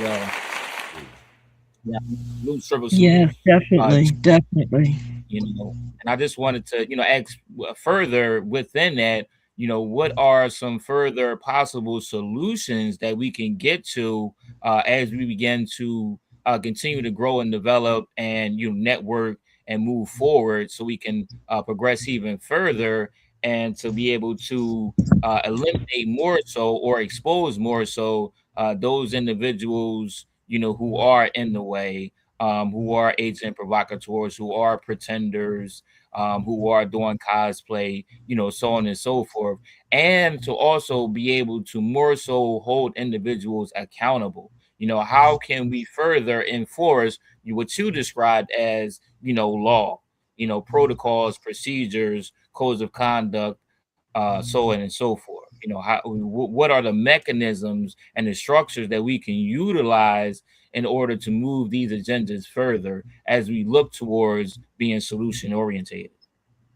And before Brother Che answers that, and again, I just want to say to Brother Che that Brother Moon was absolutely correct. We certainly thank and appreciate you. But before you respond to the question that he just asked, I want you brothers to know that you have truly helped me to even love and appreciate one of our elders even more than I did, and that is rather Dr. Muhammad Ahmed. You know, it wasn't until tonight that I really kind of get something. And for those who don't know the history of him, you might want to check it out. I'm not going to elaborate, but I get it. I definitely get it now. Not that I didn't before, but sometimes certain things have to transpire for you to really grasp, you know, a different aspect of it. So I thank you for this conversation. And with that being said, before we go to Brother Shay, would you care to enlighten us? Could you share some of that so others people might be able to get it more as well? I'll just put it this way, very simply. Goodness. Dr. Muhammad Ahmed was formerly known as, the organization that he started at a very young age was RAM, the Revolutionary Action Movement. He based here in Philadelphia, but he, you know, again, as a matter of fact, from what I was told, if I remember correctly, that is the only other organization that Brother Malcolm actually joined. Yes, that's a fact. That's okay. A fact. So, yeah. Anyway, I'm just reflecting and realizing some very key things. But at any rate, his name, his government slave name is Max Stanford, for those who do not know. And at some point, he was a political prisoner. And he was charged with conspiracy to unalive a couple of people who were considered at that time to be kind of what we're talking about right now. Mm-hmm. People who were intentionally, if not agents per se, directly in terms of connected to the government, their behaviors was as such, and were, you know, very critical in terms of being in the way of real progress for our liberation. So I'm just going to leave it at that for now.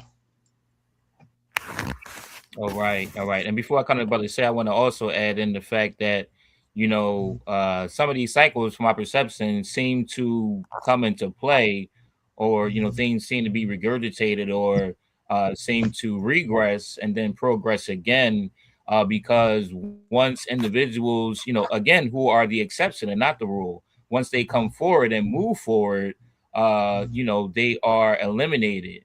They are ostracized. They are assassinated. The movements are undermined, infiltrated, so on and so forth. And so then they, you know, seemingly these things have to be rebuilt again, and starting from not the same point, but similar spaces for people to develop once again, because a lot of the organizations, the structures, so on and so forth were completely decimated, including the trust, which is one of the hardest, and love, one of the two hardest elements to be able to regain. Very easy to lose, very, very difficult to actually build and to gain and maintain. So I would add that into the analysis and the factors of, you know, why these things have continued in the way that they have. With that being said, let me come over to Brother Shay. All right, you had asked me about, I know part of the was the solution, but there was something in the beginning. What was the first part? Right. What are we looking for to solutions? But also, you know, as we begin to move forward, but also in the manner of, you know, what are some of the mechanisms, the constructs, and so forth that we can put forward to be able to, one, you know, hold some of these individuals more accountable, who are, you know, agent provocateurs, who are cosplaying, so on and so forth, and you know, what are also some of those mechanisms, some of those constructs, and so forth that can be utilized to be able to, as you stated, enforce laws, right? Codes of conduct, so on and so forth. All right, as far as the enforcement of law, that comes from those who are you who are amongst you. See, this is why I said there has to be a separation, because you can't enforce law. Like, you have to be practical now. I deal in practicality, and you can't enforce law when you're not the stronger of the two. That's not possible. I can't discipline you if you don't allow me to be disciplined, and I don't have the means to do it, if there's no support for me to do it. So the reality of it is there has to be a separation from like, right, and I see that right now. Like, I honestly see the people who are serious don't go to the functions. They're not at the cookout, because the cookout ain't where it's at. They not barbecuing, having a party. They're in the community doing the actual work. So I actually see that. I see the people who are out here grandstanding, who are making the videos, and who are running the circuits, doing lectures.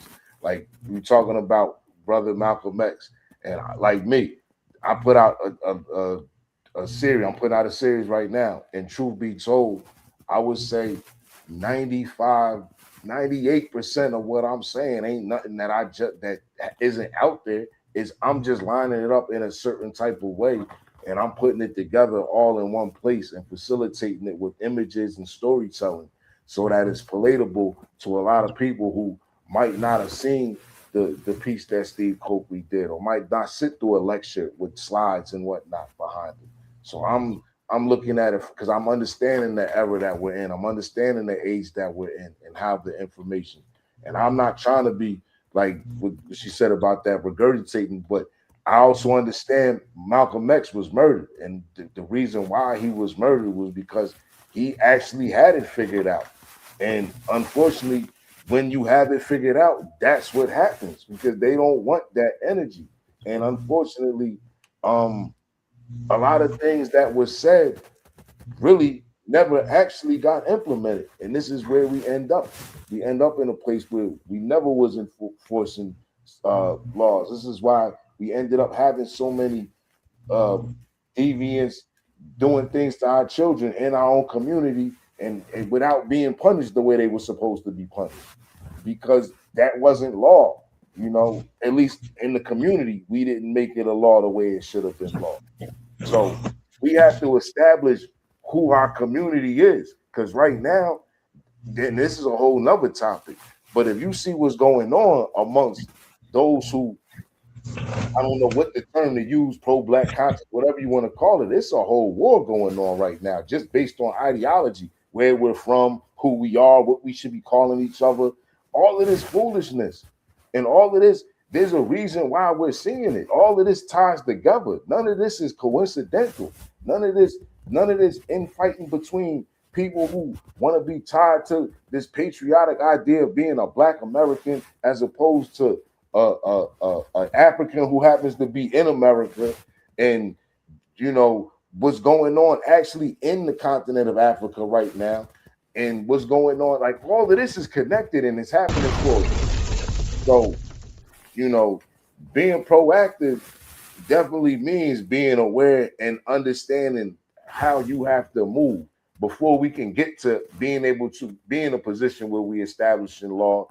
We have to establish who's really with us and make sure that we know who's really with us. That right there, to me, is the most important thing, because I see a lot of people right now that I'm not sure about on a personal level, because they have no problem going over there, or they have no problem hanging out over here with people that I know for a fact, or at least from information that I trust, that in viable sources cross-reference that that's pork, and I don't eat pork, so I'm not dealing with that. And that's just, how I look at it on that aspect. So, and as far as solutions, I think it's all tied in back to the separation. We really need to focus on our tribes. We need to focus on our tribes that are like-minded. We have a real big problem right now, and the big problem that we have is that we have movements that aren't the foundation of a lot of these today movements aren't families. It's individuals who are making up a lot of these movements, and we're not. That right there is a serious problem that is not being fixed. It seems to only be getting more and more splintered as I look, and without having the family structure, which is the first part of the tribe, and then having the tribe around that, we looking at having the family be the extended family automatically.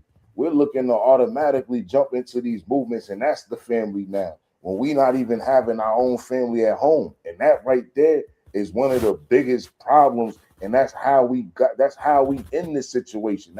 It's so easy to break us as a people when we don't have a solid foundation.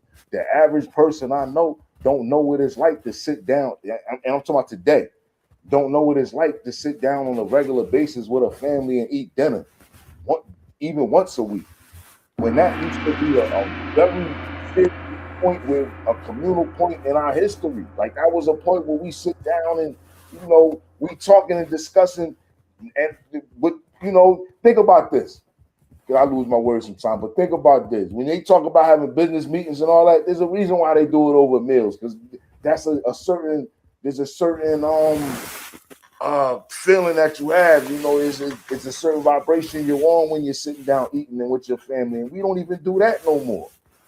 So I think that right there is part of the solution. We have to start refocusing on who we are and say, okay, this is what we're not allowing, and create families and understand that that's going to be the nucleus of everything. It doesn't start before the family. So, And let me just add in really quickly. I think, and I'm coming to you, Sister Empress. What's your take on what possible solutions are, and answering some of those questions? But I think that's just to touch based on what brother was talking about. That's very important as far as that word is being thrown around a lot presently, and the word is delineation, right? And what the brother mentioned, as far as delineation, that's being utilized as far as divisiveness, as brother was saying. I'm FBA, I'm Moore, I'm Freeman, I'm this, I'm that, I'm the third, and causing a lot more divisiveness. But we talk about the crux of things, talking about delineation between, what is going to be positive for us in our growth and development, what is going to be an asset, and what's going to be liability, what's going to be detrimental, what is, and, what is going to be progressive, positive and progressive, for ourselves, for our families, for our communities, and developing, or redeveloping our nations, right? So I think that's super important to get those aspects of delineation. Those are the most important, and not so much as I'm calling myself this, I'm calling myself that, and I'm going to war with you ideologically now based on these factors. With that being said, you want to add something then before I come to Sister Empress? Yeah, I wanted to say that the idea of delineation is completely foolish. It's smoke and mirrors, because we are already delineated. If you are a black African who went through the Mayafa, your ancestors went through the Mayafa, or whether you have indigenous ancestors on this land or not, if you come through the channels of chattel slavery in North America, you already are delineated. You are, because the word delineate means to individualize, and we are already considered individuals. This isn't even. I don't have no beef with nobody. We black, we family. But people who come from Jamaica, I got family that's in DR, and they don't say we're Jamaican and they say you're Black American. That's the term they use, or African American. But that's the term they use. So, and I'm only saying that to say the idea that we need to be recognized as our own group of people is foolish because we already are. That's not the real issue. So we have to look at the real issue. The real issue has nothing to do with us needing to be recognized as not somebody else that we're not. Because now you're going a step further. What you're trying to do is cut yourself from the family, your extended family altogether. That's what it's more about. And that's what the problem is. The problem is it's not about saying that, no, this is who I am. The problem is saying that I'm not nothing, I got nothing to do with you. And that's the part that makes no sense. And if you look at history, this beast, they did it the complete opposite. This white boy, they understood we need numbers, and they went and got half of Europe to come flood over here in the 1800s just so that America can be full of white boys. Whereas we're sitting here at a real particular time trying to argue over who belongs amongst Black America. Like, it's ridiculous. It's really, but you have to look at the bigger picture. And the bigger picture is there's people that look just like us that are facilitating this. And at the same time, they're also laughing their way to the bank when it's all said and done. So we have to really look at that. And we can't deal with that. Like, we have to pay that no mind. We have to understand that that's the foolishness. And unfortunately, the problem is when you look at the numbers, it seems like the numbers happen to be with the foolishness. That's globally. That ain't just here. That's everywhere. And it's always been like that. We've always been the few. If you really about it, if you really about it, unless you come from a family that was about it like that, you're the black sheep of the family, so to speak. You're the oddball in your crew, until you come amongst those that are like you, that you can call your comrades or your family in that aspect. Other than that, if you understand, this is not, everybody ain't on page with this. And even when you find people that are, then you got to realize who's serious or not. That's how deep it is. But we can't be hopeless. We can't be hopeless. Indeed. Thank you for that addition, Brother Shay. Let me come to Sister Empress for your take on possible solutions, what type of mechanisms and constructs and so forth we can utilize to be able to push forward, aspects of accountability, to deal with delineation and affection of, who are truth tellers and who are peddling lies, and who are the agent provocateurs. How can we hold, and the agents, of deception, and how can we hold those individuals more accountable, and how can we be able to enforce what we are pushing forward as far as the laws, codes of conducts, and being able to navigate, some of these fields, with one another, Well, again, I kind of have, not kind of, I have a sort of different perspective on certain things, because I try to look at things as much as on a holistic approach as possible. So for me, the chaos that we're seeing, and that Brother Che mentioned, and you as well, Brother Lumumba, it's all very unfortunate, but it's also, for me, a part of life. And what I mean by that is, from whatever history we've been able to know about or study, you see various conflicts, and you see those conflicts with amongst the various peoples themselves. So this is nothing new. And that's why, for me, I don't like to see it. I don't like it. But at the same time, because I do study our history and other people's too, I already know it's a given. We're dealing with human, for lack of a better terminology, characteristics. And what goes with that is, unfortunately, some of the things we're talking about.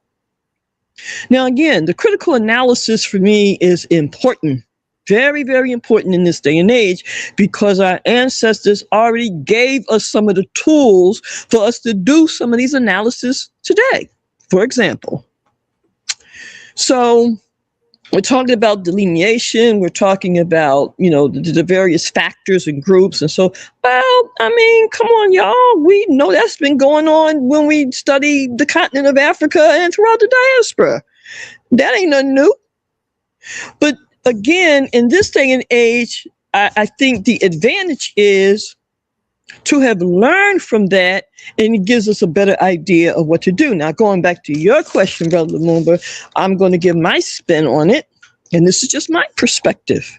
And see, the thing for me about understanding human rights, and I'm going to go even a step further and say natural universal rights, is this: that if it is in fact what it is, then do it. You see? Because that's what's going to really, that's what's going to really come out in this thing. So for me, I'm very confident. Now, over the years, I let people play me, and they would say, oh, that sister, she ego and she tripping and she thinks she all that. And then I'll kind of, tuck myself in and go, oh, maybe I better not say certain things. Well, now, nah, not doing it. What I mean by that is this: there's no way that I'm going to sit back and allow the work that our ancestors did and I not be responsible enough to now bring it forward in certain kinds of ways. In 2017, based on, again, utilizing information and analysis that our ancestors gave us, in 2017, I said the year 2020 was going to be like none other. And it would be a time of perfect vision. Now, if you go back to any of some of my speeches or some of my podcasts in 2017, you would have heard me say that over and over in 2017. And what happened in 2020? COVID. Now, I didn't know COVID was going to happen, but instinctively, I knew that the year 2020 was going to be a very, very different kind of year. Because, again, we either are plugging into our ancestors or into our ancient stuff, or we're not. You see?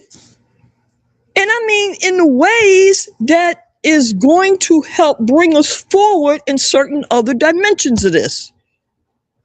And we know there's at least 3 of those, at least 3. Anyway, I digress. The point is this.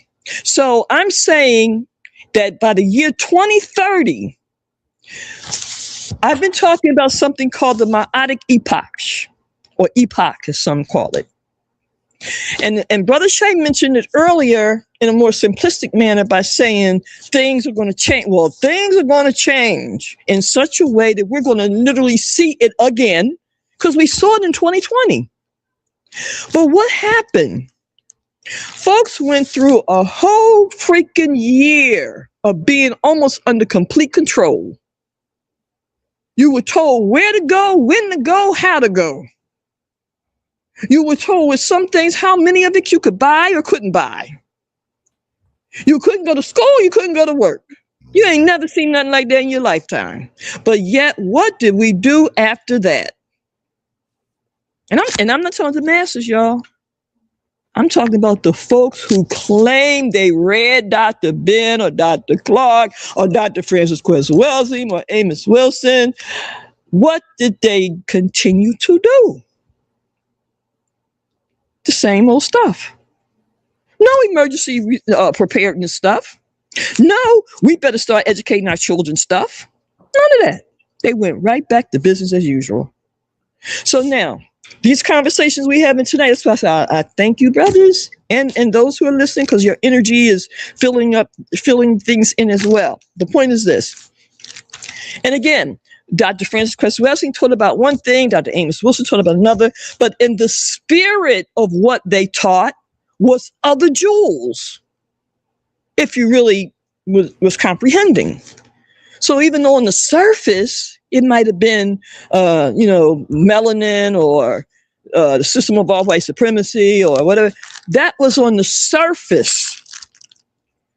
but there were other dynamics. So now, going back to Brother Moon's question. So for me, come next year for the 30-year anniversary of MWM, I'm going to introduce the New Maroon Society. Why? Because the history of the Maroons was as such. They fought, they resisted, and then they established their own whatever. So in that spirit, see, now we're talking about a separation, but not in the context of totally removing ourselves from our people. That's not what I'm saying.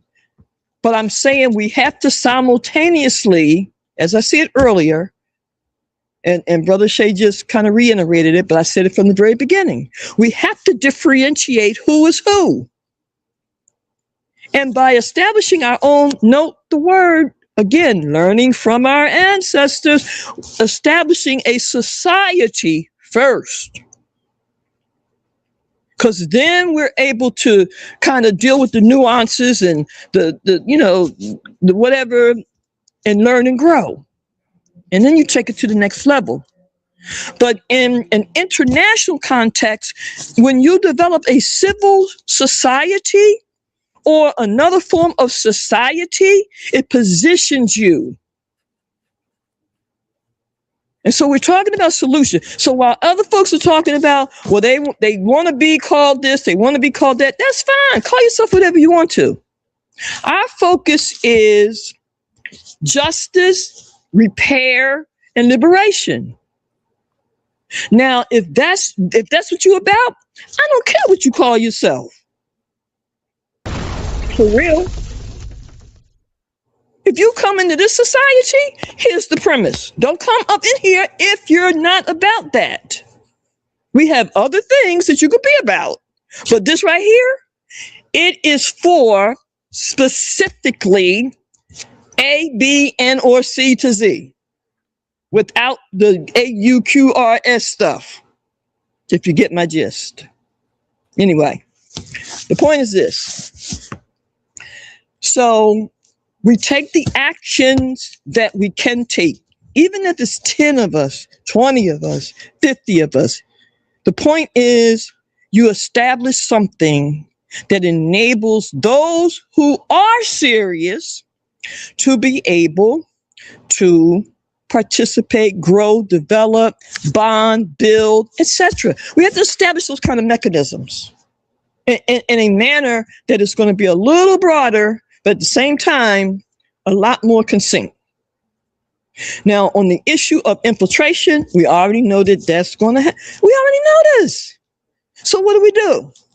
Again, we talk about we believe certain things, right? Whatever belief system you're gravitating to, then use it.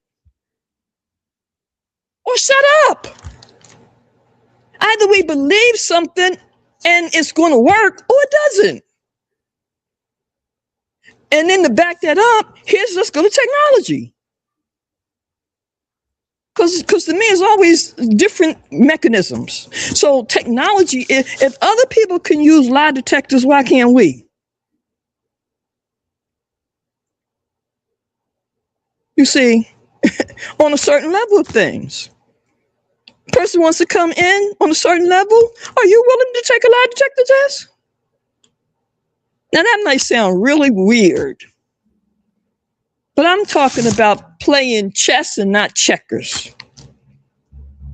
Making moves by any and all means necessary that's going to have us end up victorious. One thing doesn't work for another necessarily, but have different modes of operations, apparatuses, just in case. So I'm saying all that to say, in putting some of these pieces together, based on history, based on those who have come before us, we have the Nation of Islam, we have the RNA, we had the Nubians, we've had different entities, good, better, and different, that we were able to learn from.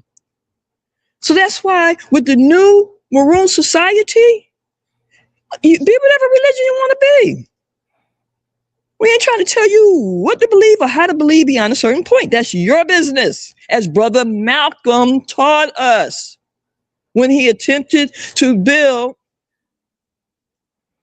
what? The Organization of Afro-American Unity and then the Brotherhood, two totally separate groups. Mm-hmm.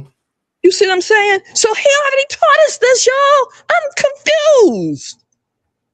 Not really. But they already showed us this stuff. And we're still walking around. Oh, I digress. The brother mentioned earlier that we used to have dinner and things of that type with one another, and he's absolutely correct. But here's the other, I would suggest, component that we need to examine. How things begin to fall apart. And the dismantlement of our families became even more so. So we know that the system, of course, does what it does and always will. But here's an element that I have not heard most, if any, talk about, and is this. Once our people began to gravitate more towards truth, unfortunately, the glue that had bounded us or kept us together began to unwind. And what was that glue? The Easter Bunny, Santa Claus, Thanksgiving. The more our people got away from those kinds of things, it also affected the structure of the family in general. Because unfortunately, even though we have our Black connection as a people, the stuff that actually also coincided with that was the European stuff. Names, concepts, ideas, belief system, you name it. Then the time came when that began to come less and less and less. Our names was no longer Mary Jane and Willie and Tom. And we became Kahim and Zinga, and we stopped practicing Christmas. A lot of folks did. I mean, a lot of folks still do, by the way. But a lot of folks was like, nah, we ain't doing that one. Easter? No, we ain't doing that one. So my point is, and there's a lot of stuff happening. And again, it behooves us to examine the various elements so that we can get even a better picture. Again, if there's 360 degrees that we make reference to, if we're only looking at 10, 11, 12, 13, 14 degrees of that, then guess what? Playing catch up, it ain't even it's not gonna happen.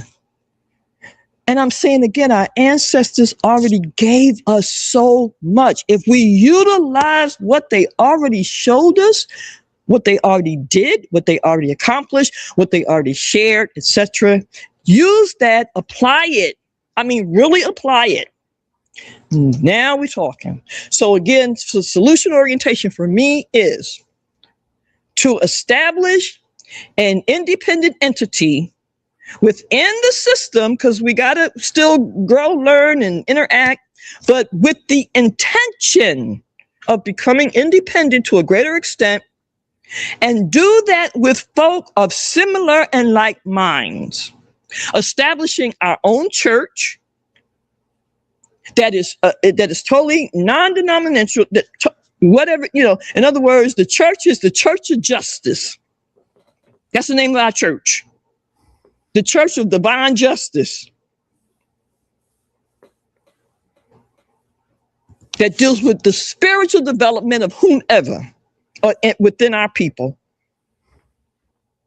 To have our own plebiscite so that that group of folk can make a determination on what we wish to be called, at least for a period of time, until we decide otherwise. But we vote on that, not somebody else telling us this is what you should be called, and because I read the Black Dictionary or some other stuff. No, let's say, okay, cool with that. This is what we're gonna do. Now I can tell you some more stuff, which I will at another time, because I didn't just come up with this last week. Right? But I'm saying that based on our ancestors and what they've given us already, this is where some of what I'm saying stems from. If we're not taking this thing to the next level, then we will be continuously part of the problem.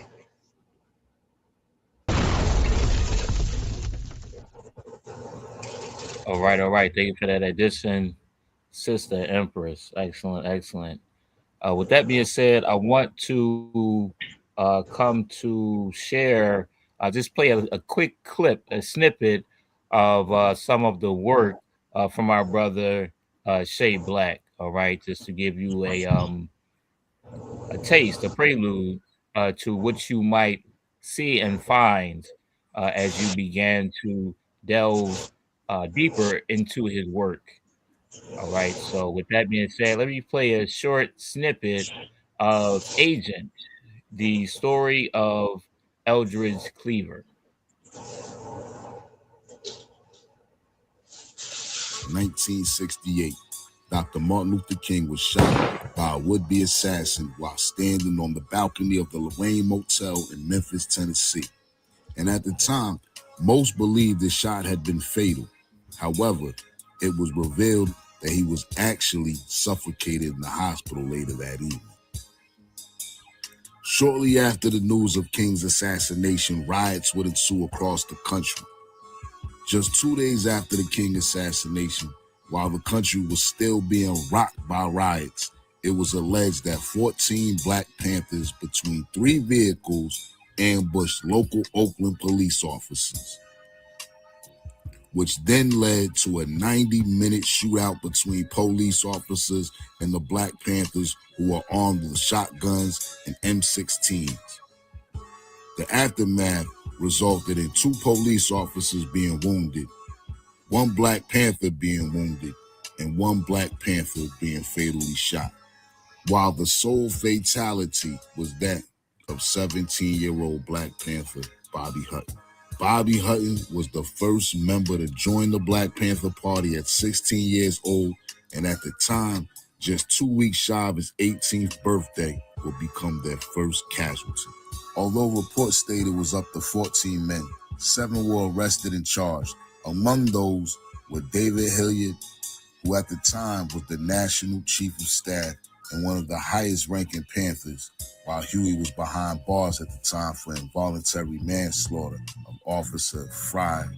Other members arrested were Charles Bursey, the Captain of Education, Terry Cotton, Donald Langford, Warren Wells, Wendell Whale, and Black Panther Party Minister of Information, Eldridge Cleaver, who was wounded in the leg during the shootout. It will be this single event that the FBI Director J. Edgar Hoover will ultimately declare the Black Panther Party as the greatest internal threat to national security, as well as lead to the decimation of the Black Panther Party leadership. Peace, y'all. This is your brother Jay Black, and this is Agent, the series where we profile certain individuals along with their activities that clearly show agent-like tendencies and in most cases, outright agent actions. Tonight's episode, which is our inaugural episode, we will be discussing the activities and actions of the former Black Panther Party, the Minister of Information, Eldridge Cleaver, during his tenure in the Black Power movement.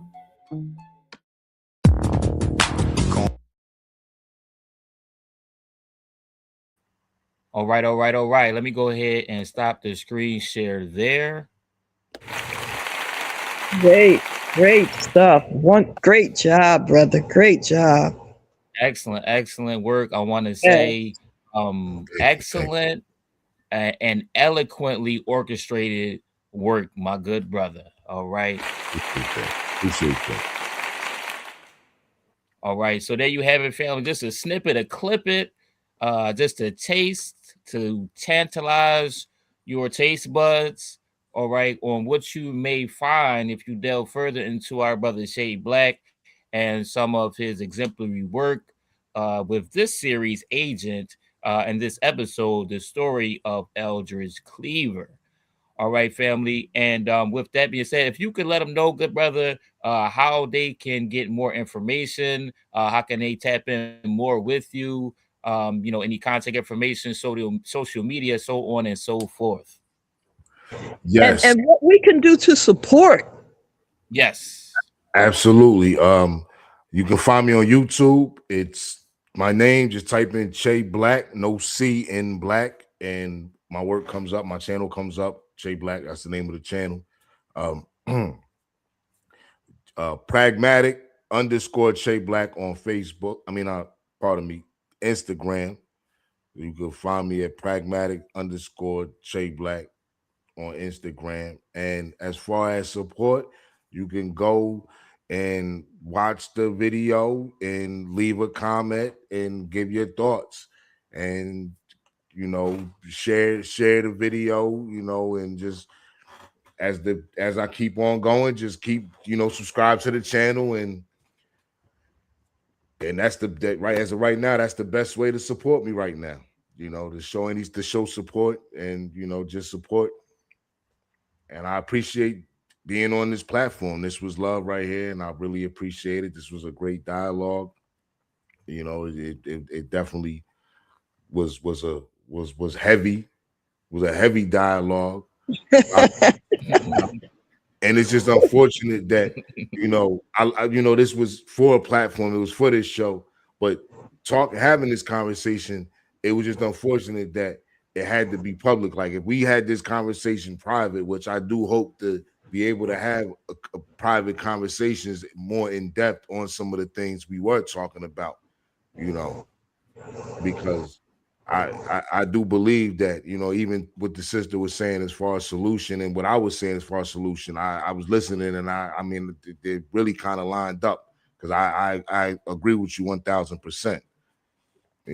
This goes back to me saying separate, it got to be us. And when I say that us is the like-minded, is the us, So I appreciate y'all for having me on this platform, and I will definitely be looking out, and I hope to build with this platform again. Absolutely. Oh no, we got you now. You ain't going nowhere. Right, absolutely. Give thanks. And I thank you for that addition, brother Che Black. All right. No, All right, so I'm gonna put I was just gonna say you're a part of the family now, brother. So that's what I meant by that. So no, that's definitely gonna happen. We're gonna continue to build, and we're gonna get some stuff done. No doubt about it. I appreciate it. You might not remember, I met you actually years ago in Philly, College Day. Brother Samir was hosting it. It was his event. Okay. I don't. Okay, it was eventful. I'll say that. Okay. Eventful evening. Wow, we're gonna elevate that. Absolutely. That's right. Back to you, brother. Right, so yes, indeed. Give thanks for that addition, Sister Empress. Now, I did put the link for your YouTube channel. I put that in our YouTube live. I put that as well in our Facebook live. But if you could put in the chat for me your any other social media link that you might have, I'll add that in there. Whether that be Facebook, Instagram, so on and so forth. I can add that in there. All right. That's fine right there. You got me. They'll find me, and you got me on YouTube. You see me on YouTube. That's the most important thing, because that's where my most important work is. Instagram will kind of route you back there. Hopefully, that's the whole objective of that. But yeah, you want to see my work. YouTube is where my work lives at, and that's where my most important work is at. And yeah, as of right now, YouTube.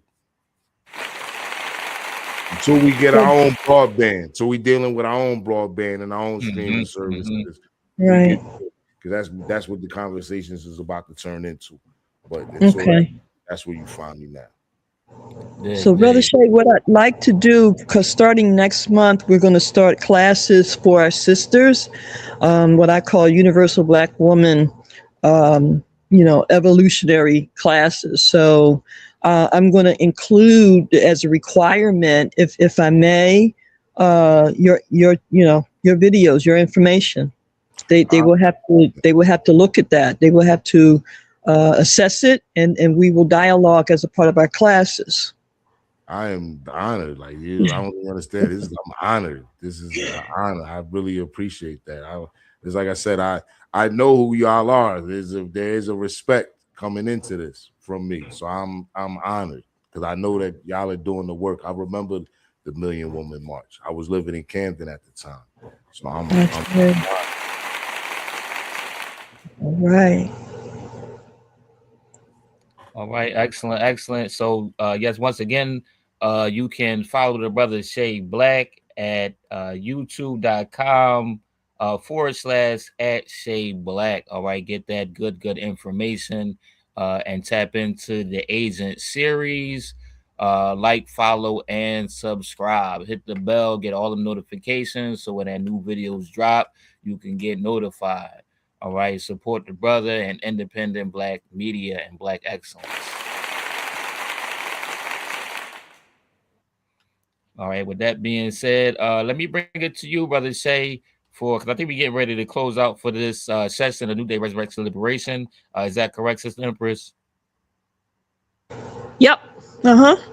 Okay, all right, excellent. With that being said, let me come to Brother Shay Black for final thoughts, closing remarks. And thank you once again for joining us for this edition of New Day Resurrection and Liberation. I just want to again say thank you. Also thank you to my brother Knowledge Born for connecting us and for making this happen. And again, like the sister said, I will be back, so we will be building again on something, whatever. I'm with it. So, I love the platform, and I'm very honored. This was a blessing. This was a pleasure. And I appreciate being able to sit here and have these type of dialogues because these aren't easy dialogues for everybody. These dialogues these are the kind of dialogues where your accountability has to be at the table, Mm-hmm. So I appreciate being able to sit down and have this type of dialogue.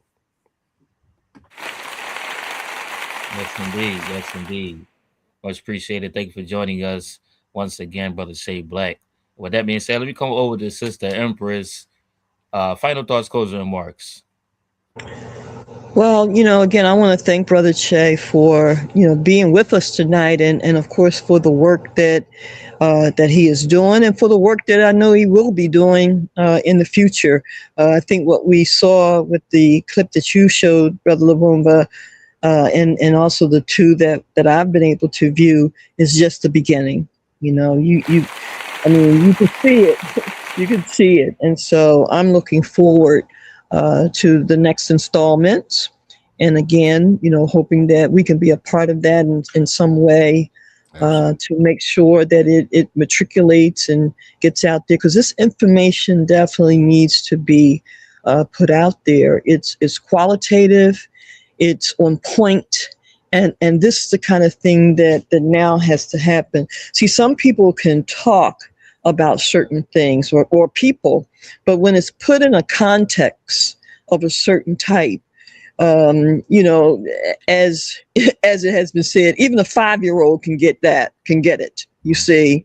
And the way I like the way it's structured is it really indirectly will force people to deal with truth without, necessarily saying much more. I mean, if they have the information, psychologically, they're going to have to deal with their responsibility, whether they're aware of it or not, you see. And so that to me is a part of the brilliancy of some of the work that our people are now doing, that the way they're structuring things, it is in such a way that it's not necessarily as obvious, as some things are. Some things are just cut and dry, right? Just real raw. But again, to put things in a structure of a certain type that is still hard hitting, but at the same time, it's not dogmatic. It's not, indoctrination. It's information. That's skill. Right. And this is what we're now looking for. Our people who have developed in whatever way to be able now to help bring our people forward. And that is our responsibility. That's what we must do. And in doing so, be in the position to take care of some other business. I'll leave it at that. All right. I'll say.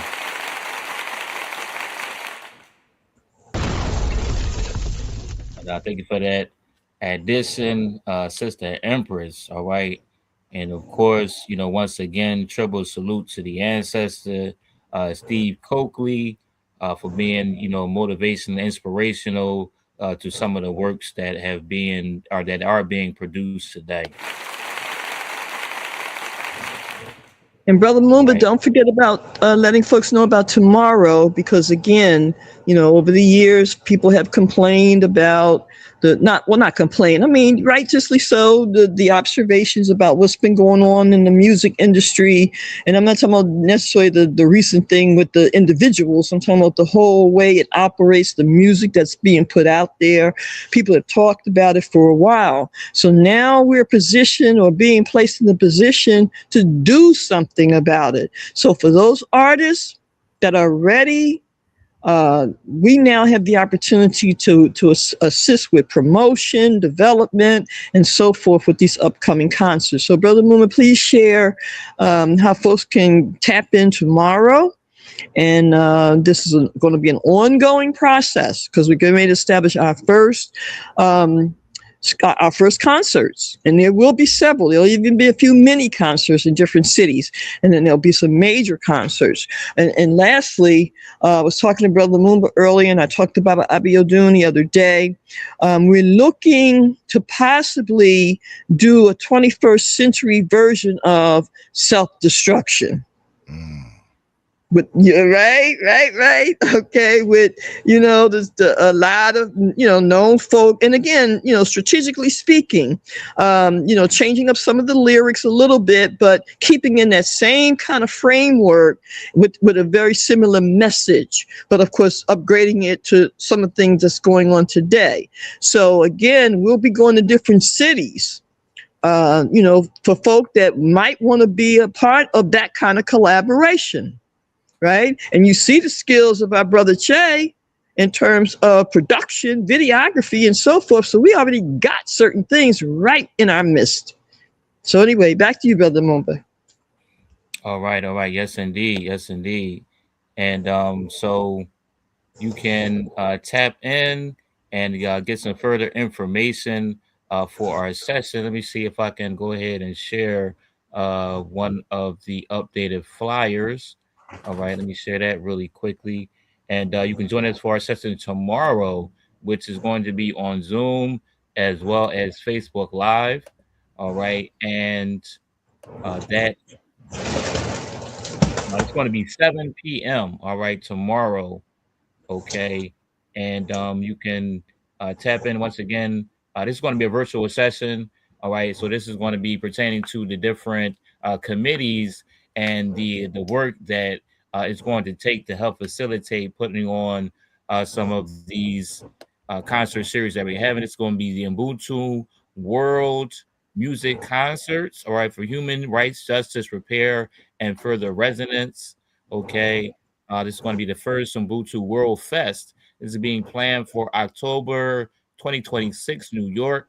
All right, it's going to be preluded by the WCG21, the Recharge Genocide 21 symposiums, forums, mini concerts, etc. Right? These are going to be underway beginning in May. All right, culminating into the building of that larger rally and concert that's going to be in August, Black August. Okay, at the end of August. and that is slated to take place in New York. All right, at Seneca Village, also known as Central Park. Okay, and this is going to be in a 3-part series. All right, it's going to be phase 1. We're going to have series 2 in 2027, and then series 3 in 2028. All right, as we move forward and through the commemoration of the 30th year anniversary of the Million Woman March Universal Movements, which is going to be next year in 2027.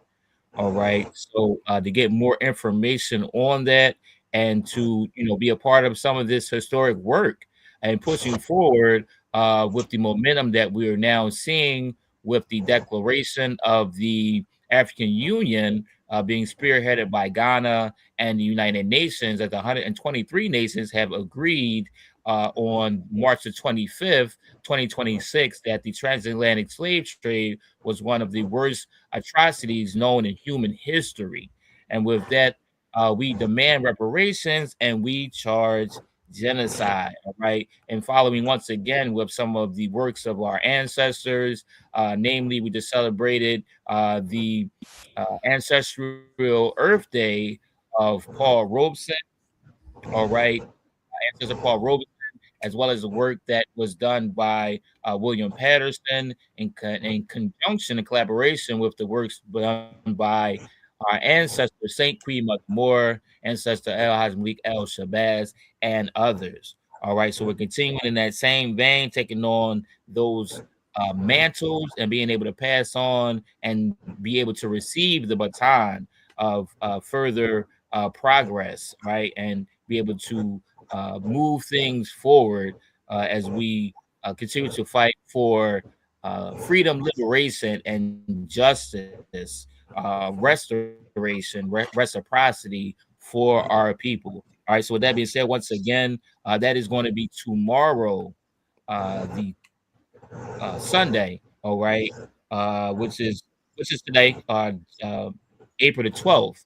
All right, at 7 p.m. Eastern Standard Time. To get some more information on that, you can contact National MWM at AOL.com. Again, that's National MWM at AOL.com for email. You can also email nbhrproject@gmail.com. That is the letters nbhrproject@gmail.com. You can also email me at powerman2282@gmail.com. Again, that's powerman2282@gmail.com. You can also text 267-636-3802. Again, that number is 267-636-3802.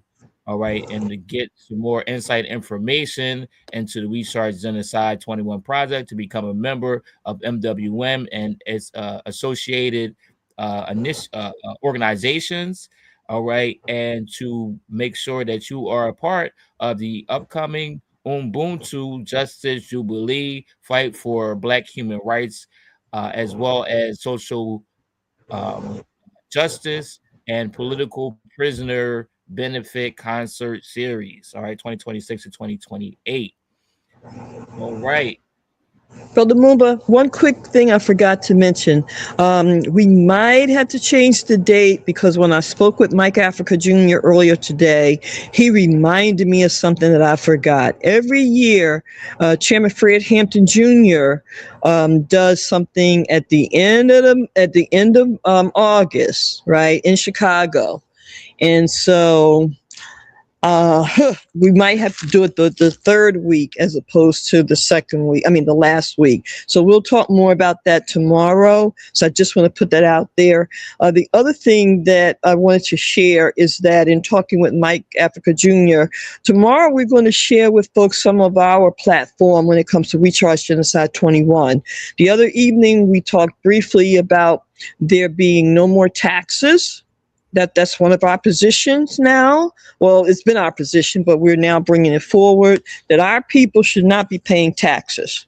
And again, at some point, because we're not going to be able to represent everybody, we're going to have to, again, coordinate within the society We're not going to be able to represent everybody. It's just the way it's set up. And so the people who we will be able to represent will be members of our society. It has to be organized in that manner. So one of the things that we're looking at is no more taxation for our society as a part of repair. The other thing is the removal of student loan debt. We want all of that rescinded. So those are two of the primary things that we're getting ready to bring forward. And of course, the release of our political prisoners.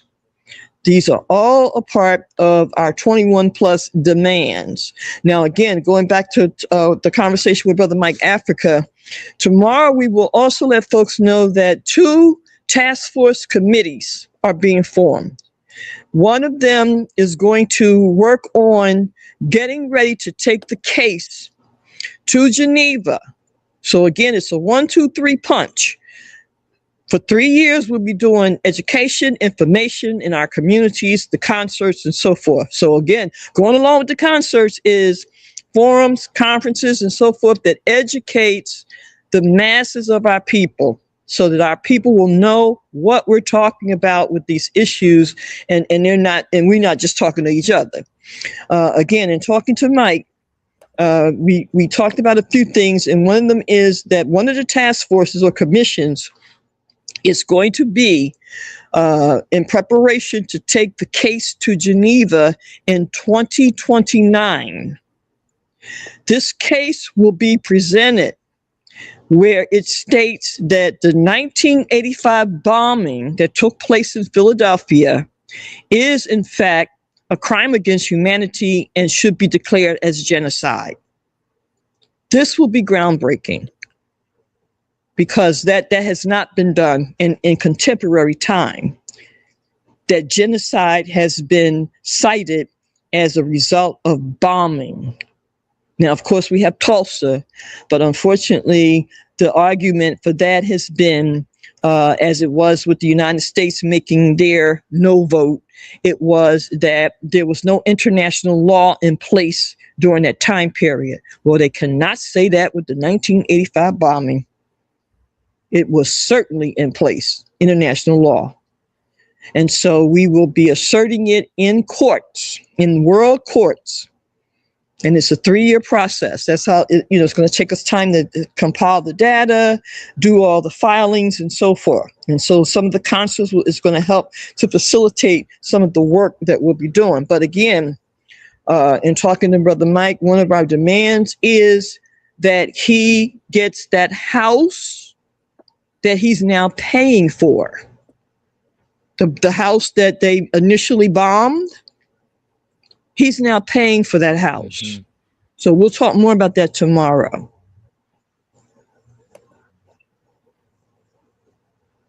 All right. Absolutely. And thank you for those additions, Sister Empress. All right, with that being said, we're going to close out for this evening.